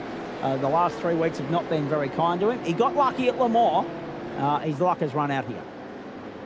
Absolutely has. Safety car has now been given the control from Mike Korolev to move away. And so the control of the field once again will be with Sebastian Eskandari, who now has to make 15 seconds as quickly as he possibly can to gain as many places in this race as he possibly can. Hugo Allen knows for the race win, he's got to keep Damon Woods behind, and for the Auto Moves team that is really moving up in the world internationally. They've brought in some great drivers like Gabriel Ivanov, like Connor Franson, for example, like Aaron Vasquez, Mr. 13,000 iRacing they're looking to bring into the team. This is a team that's making big statement moves, and Hugo Allen has now got to have a big statement drive to keep Mr. Statement in this series. Damon Woods directly behind. Eskandari taking a big wide line here, and Hugo Allen, I don't think, has a clue when he's going to launch and when he's going to go. Safety car is down in the pit, so there's no worries then on that regard, but now you've got to really hold your ground to it. That's very early, going then through turn 13 to I. Leondike to get the drive away. Eskandari looks to run quickly. We're down to 5 laps to go in this race, but critically on time. We've got 6:23 on the clock, and immediately moves in the background. Big power move then by Tom Bewley down the inside of Sam Muir, and he can't quite get it done because he gets back under. Does Super Sam, trying to get his way back, but Bewley is brilliant. He holds his ground at Gerlach. Brilliant move, and then trouble at the back for the IPR car and one of the Vermilion cars as well. And the rejoin questionable. And it just rubs salt into the wound of their respective nights. Back to the front, Hugo Allen. Sebastian Eskandari will, well, as Piers Morgan would say, take the moral victory here if he can. He'll lead them across the strike and get the checkered flag. But Hugo Allen and, of course, Damon Woods probably have something to say about that. Reese Wakefield and Corey Lazarus, therefore, of course, arguing over 4th on the racetrack, but Wakefield doesn't need to worry too much about Lazarus because he's got a 5-second invoice coming his way as well. Tom Bewley will want to get by Corey Lazarus as promptly, as swiftly as he can, because he then will try and set up a crack at Reese Wakefield for what would be the inherited 3rd position in this car race. So much post-race work for race control to do everything provisional once it comes up on your screen in 5 to 6 minutes time, ladies and gentlemen. And now Hugo Allen on the offensive from Damon Woods. He's on the offensive as well, so he's having to do both at the same time. Now, this is going to be a critical Ari Leondike corner, and placement is everything. Allen straight to the inside, forces the door open on Eskandari. 3 wide towards turn number 1. Damon Woods trying to sweep around the outside. Eskandari pulls the end-door brake manoeuvre, and Hugo Allen gets through, and there's no room for Damon Woods on the outside here as they head to Gerlach. Can he muscle his way by? Eskandari tries to get his nose back in. gets on the side of the door. Now here at the Hugenholz, some big deep lines being taken. No drive now for Damon. Watch out as one of the Orbit drop air cars has gone around and reached Wakefield back to the party. Alan leads on merit. And Damon Woods has bailed right out of that one, into the clutches of Reese Wakefield as well. Bewley now has a crack, gets by Corey Lazarus. So these guys are arguing over second and third. And Hugo, Eskandari's got in the side of Hugo Allen. Damon Woods is now your net race leader. Oh my goodness me. It's all kicking off, and Eskandari right now wields the sword with reckless abandon. His control aren't going to view that too favourably, considering that he's already got a 15-second invoice. Therefore, theoretically, technically, he's out of contention, and he's arguing as though he's vying for the race win. Mathematically, of course, he's not. There's the contact. Bang. Forceful, aggressive. You've got to be more disciplined if you're Sebastian Eskandari. Yes, you've got a test with Rodin in August, but you're driving like, you know, you're not engaging brain at all, and I don't think Rodin will take too kindly if you're not going to drive with your brain out there. You're not going to get your test to work like that, Sunshine. Buck your ideas up. Here's what happened then into turn one. Oh, just the tiniest bit of contact, and around you go. But suddenly, this, I think, for Damon Woods, as we are effectively looking down 3:03 on the clock. It's not the final lap of the race. 3:03 on the clock. I turn around to it and say we've still got 3 laps to go. We are just going to make it on time. Yeah, it says final lap, but let's wait and see what Barney's up to when we get back to the strike. Through we go. Sebastian Eskandari, Damon Woods, Reese Wakefield. So Woods, Wakefield, Bewley now up into effective third. Another podium finish coming his way if things stay as they are. But I tell you what, they'll be up and about in the paddock once this one's done, Jake. Tempers flaring, blood pressure, patience, tolerance, temper, all of it being tested at the moment, particularly if you're Hugo Allen. You feel sorry for him. I mean, that was a certain race victory, or second at the worst, that has just been absolutely wiped out from under his feet. Reese Wakefield, however, stands to be the big beneficiary of all of that. His first podium finish of the season coming up potentially. If Damon Woods is clever about this, all he's got to do is make sure Reese Wakefield doesn't get himself involved, doesn't get a chance to have a sniff down through on the inside. This is going to be where you're just starting to pick this up together and say how much time left for Sebastian Eskandari. 1:40 remaining on the clock, and it is going to be very, very close on whether it's going to be last lap or not. White flag being shown as they cross with 1:38 on the clock here. So Eskandari will be keeping a very, very close eye on it here to say, right, I'm going to give absolutely everything and then some here to hold my place. So Damon Woods will be looking around here thinking, do I want it on track or not? Reese Wakefield can't hang in my shoes at the moment, and so it's staying as it is for the time being, and this is going to be a case of, right, I want everything I can and then some. Tom Bewley could take second from this, and that would be huge for what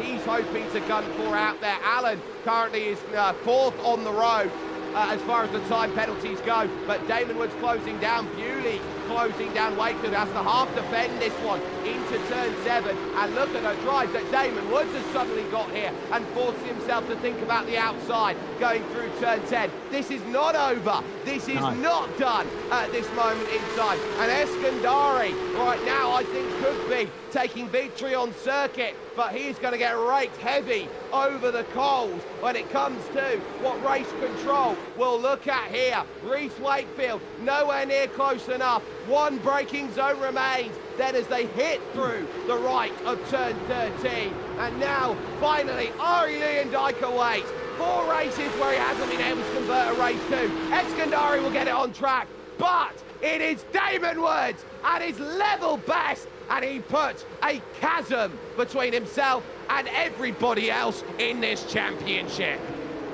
Extraordinary work. Have a look at the photo finishes all around as battles play out right to the end, right to the control line. Barney waving an invisible white flag and checkered flag respectively there, ladies and gentlemen. He is there. He's just forgotten what he's there for by the looks of all of that.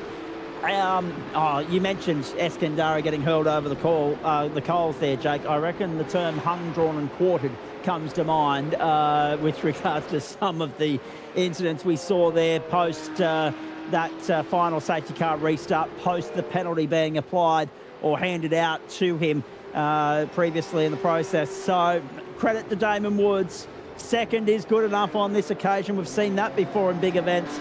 Sixth win of the season gets handed to him by way of that 15-second penalty for Eskandari. Feel for Hugo Allen, but Damon Woods to gain, well, what will essentially be 9 positions, a cut above yet again on a track that I said would be difficult for overtaking unless you got your mongrel on. And by gee, they're all mongreled out, I think. I'm not sure they've got any more mongrel to give when we get to the next few rounds of this series. That was of the highest order, some of the most aggressive racing we're ever likely to see. I mean, it's been very, very heated throughout the course of this season. The gloves have been off right from the outset, but it went to a whole new level tonight. I'm sure Race Control will be having a stiff drink after this one, Jake. They've earned their stripes. They've earned their keep. They were always going to have to work hard tonight. They did that. Sebastian Eskandari showing on track as the race leader, but you'll get an indication in a moment when we go over the page exactly how far down the order he's going to be dropping, and that's before Race Control even adjudicates on that incident with Hugo Allen, who did come home in 5th in the end. So Woods, Wakefield, Bewley, Lazarus and Allen. Muir, not too bad off the invert pole. Mackay, Kerr and Hodge. Drama plus Jake Sperry. Absolutely, and remember that Corey Lazarus has 5, so he's Correct. actually going to drop himself 2.4 seconds off. He's actually going to be marked down then in 15th place, all things said and done, behind Sebastian Varndale. So Kuznetsov will actually get 9th, Marina Morella 10th, Ben Pedersen, Seth Brown, Dylan Shepherd, Seth Varndale. Then you got Lockie Capel then in effectively 60th. Jackson Raihana, Sam Chapman and Hayden Veld will be promoted up to 19th position.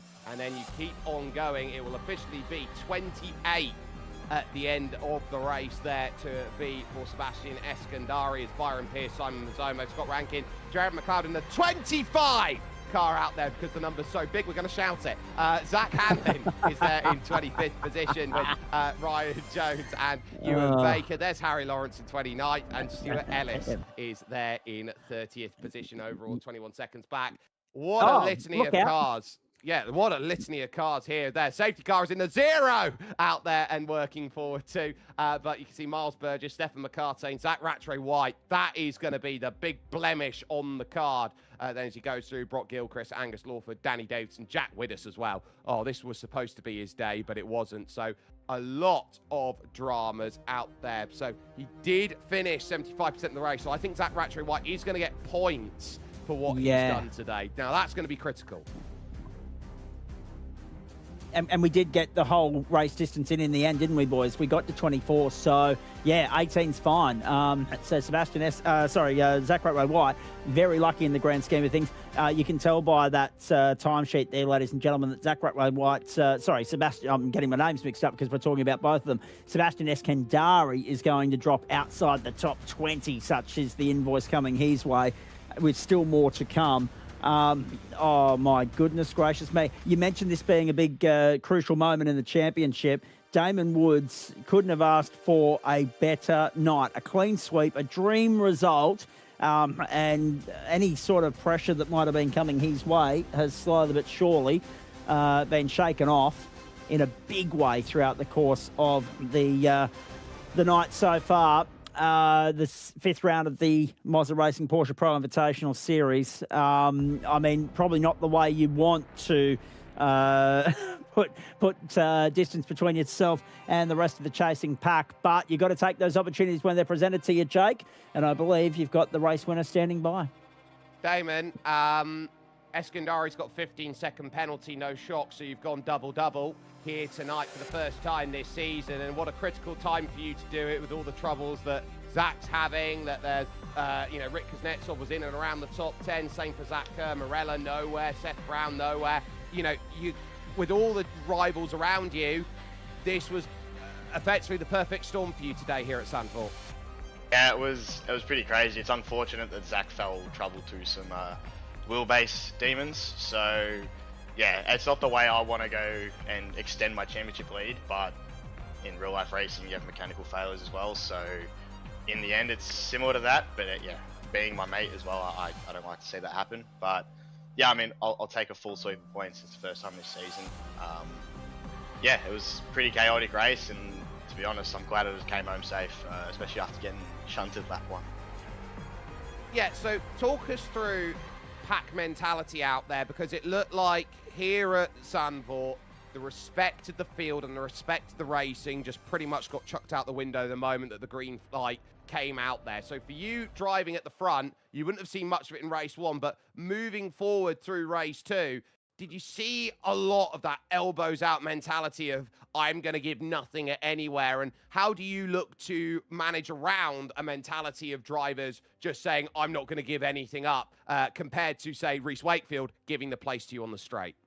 Well, I mean, first of all, big thanks to Reese for that. I appreciate it. He didn't have to, but I think, yeah, he realised that the pace was in my car, and it was overall the best decision for his race, which it turned out to be.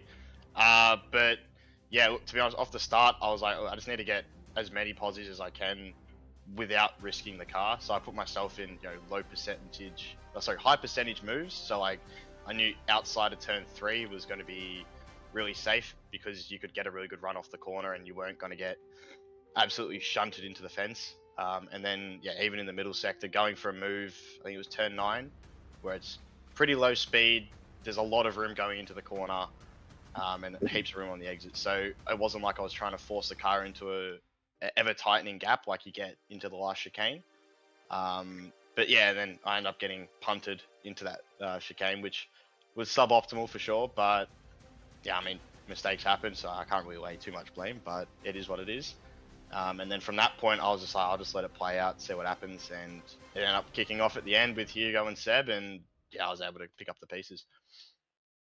Right.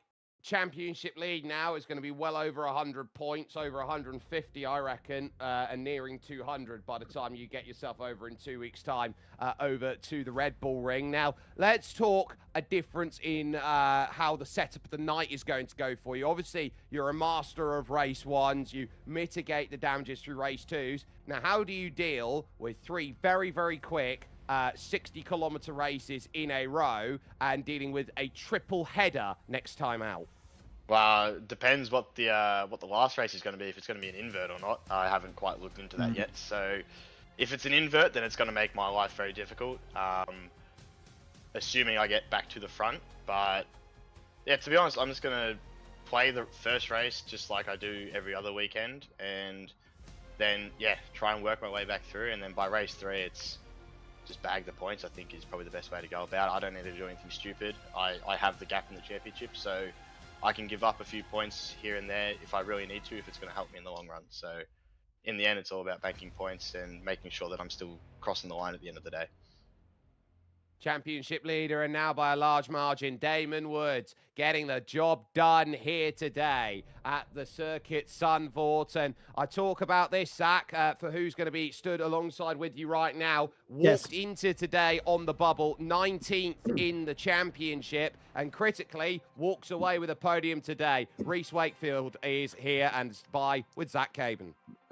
Thank you very much, Jake. Important to note for the context of people that are potentially new spectators, new fans of our offering here on the platforms of the Australian Sim Racing Group. We have it with the supercars. We have it also now with the Porsche Pro as well. When Jake's talking about on the bubble, he's meaning with regards to championship standings, the top 20 getting that automatic ticket going into 2027, as in, here you are, come and go around with us again, and the other 20 going into what will be, breaking news alert if you haven't already put the pieces of the puzzle together, a qualifying series similar to what you see with the supercars next year to get the season underway. Race for your place on the main grid. Reese Wakefield, a very important round for you, mate, and a couple of nice top 10 finishes to go with it. Talk us through just how frantic and hectic that was from your standpoint, mate, knowing that there were penalties being applied to your fellow competitors, knowing that the elbows were out, everyone was, very willing and very happy to rub panels and exchange blows. It was a very frantic sort of night, a hectic sort of night in terms of the rate of attrition. Plenty of carnage. You've obviously prevailed, been able to get through it clean and unscathed. You must be wrapped. Look, I'm stoked for that. With the first couple of races in the season that I've had, haven't been the greatest. I've been tipped or getting some rough penalties, but these last two races, both at Le Mans and Zandvoort tonight, have been on the up for me personally. I think it's also on the up for the team as well. We're putting in some strong performances lately, which is really starting to show that when we aren't involved in any silly incidents, we can really put it up there with the top boys. But no, I'm wrapped for a podium. Out of all the places on the calendar, Zandvoort definitely wasn't the one where I was expecting a podium because of how tricky the track itself is, especially in these cars where it's very they don't have the downforce like a GT3 car, so you really got to trail them in and get on power early. And with Zandvoort being mainly a one-line kind of track, and your only real overtaking opportunities are turn 9, 10, and turn 1. So it was very tricky to get through, especially with the amount of cars we have on grid. But I'm just thankful I got through in the end and to finish it up with a podium. And of course, joining a growing list of competitors to grace us with their presence on the podium so far this season, mate. I think you're 11 or 12 now. With Hugo Allen being 11, you'd be number 12. Extraordinarily competitive night. Real rate of attrition and some championship defining stuff there. So the misfortune of others is also something you've been able to benefit from. And it swings and roundabouts, right? Because as you just detailed, you've had your own misfortune going into this season. So to get through a round that you were slightly skeptical about, and now be able to set yourself up with some momentum to carry forward to the rest of the season, huge confidence boost, no doubt. 100%, massive confidence boost heading into the next round. I know as personally and as a team, I know we can do it. And obviously we've shown that at Le Mans and here at Zandvoort tonight. It's all about just making sure we put our car in the right places at the right time and not going for anything silly. I think at the start of the season, a lot of the people hadn't raced with each other before, so I think the first couple of rounds was just trying to suss out what everyone's driving style was like. But I think now, as we settle almost into this mid portion of the series, we're becoming quite on terms with how everyone drives. So it's a lot. The racing's a lot better than what it was at the start of the season, which is great. But it's still a lot of elbows out. It's still a lot of rubbing is racing, and it's good to see such a tight spread between all the cars we have. Yeah, very nicely done. I mean, obviously, not the easiest night for Dylan Shepherd after that turnaround result at Le Mans. So you've picked up the baton and run with it as far as the team achievements are concerned, mate. Zandvoort, such a tricky racetrack, isn't it? Because for a lot of it, they're one-line groove and you got to be a little bit forceful. But from your standpoint, just how committed did you have to be mentally and also driving-wise throughout the course of those two races? Because obviously it was a bit stop-start with the safety cars, which pressed the field up and meant you had to work for your stripes, earn your stripes all over again. Yeah, that's it. I mean, it was very hard tonight.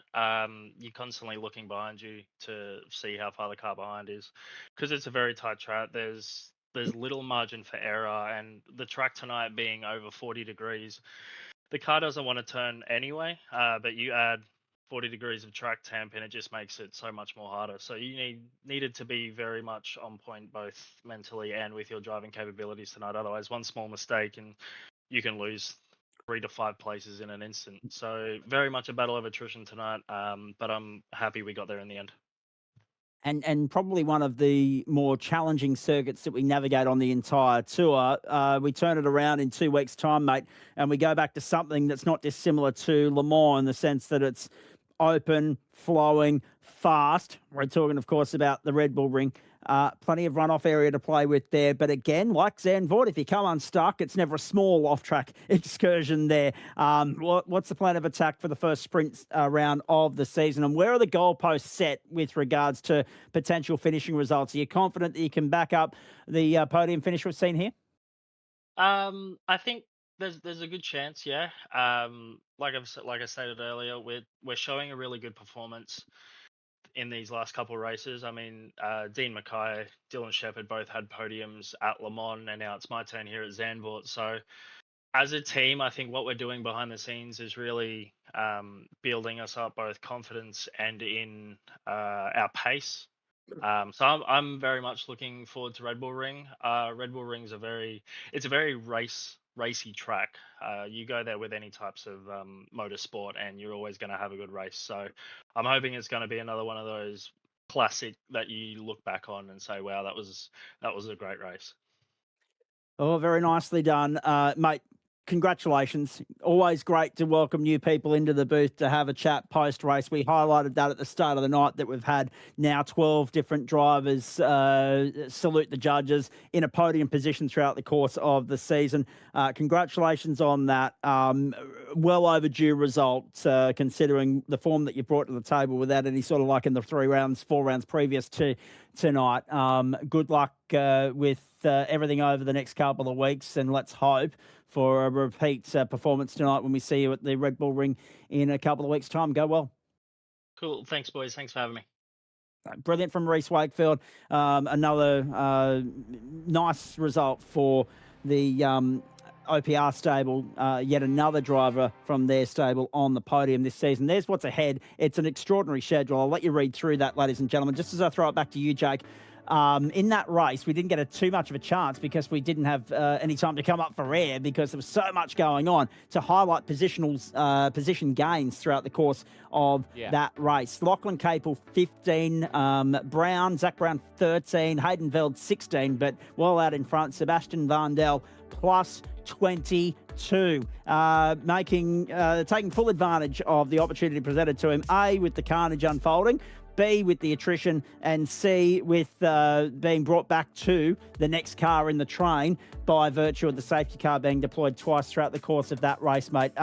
Frantic stuff, championship defining and game changing, because so many of the would-be former championship contenders, the guys that were nipping at the heels of a top three, or in Zach White's case, trying to reel Damon Woods in.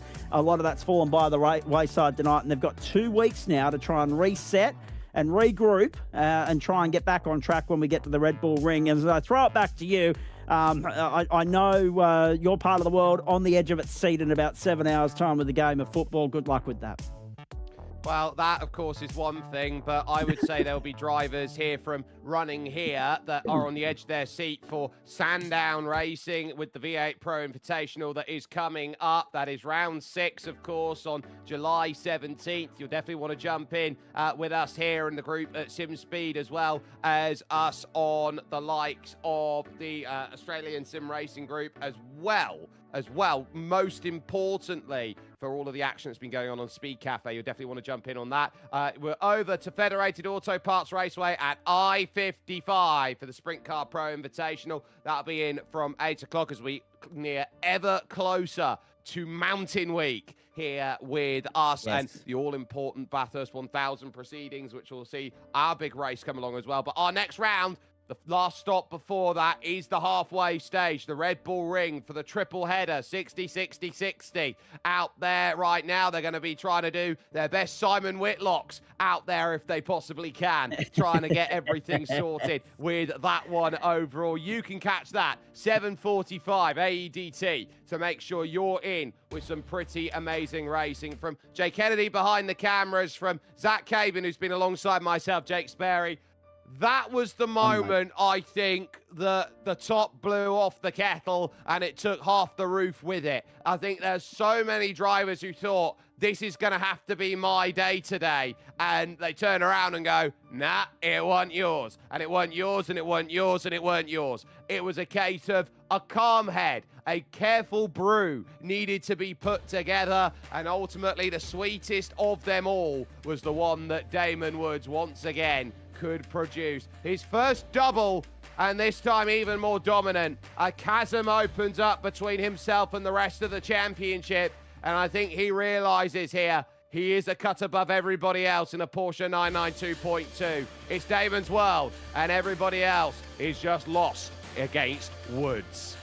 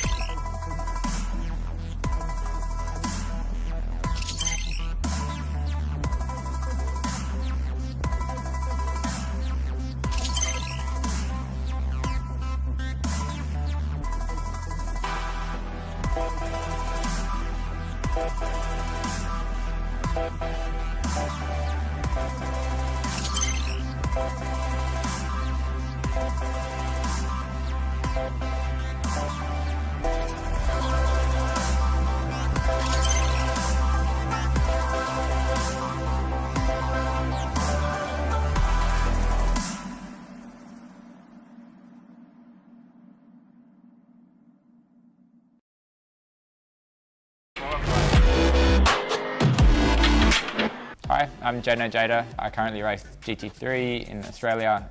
It's a cool brand. The socks and the gloves are quite cool, and it's good to use on the sim. High quality materials, and most importantly, comfortable. Quite cool to feel all the bits doing their job, and it was good.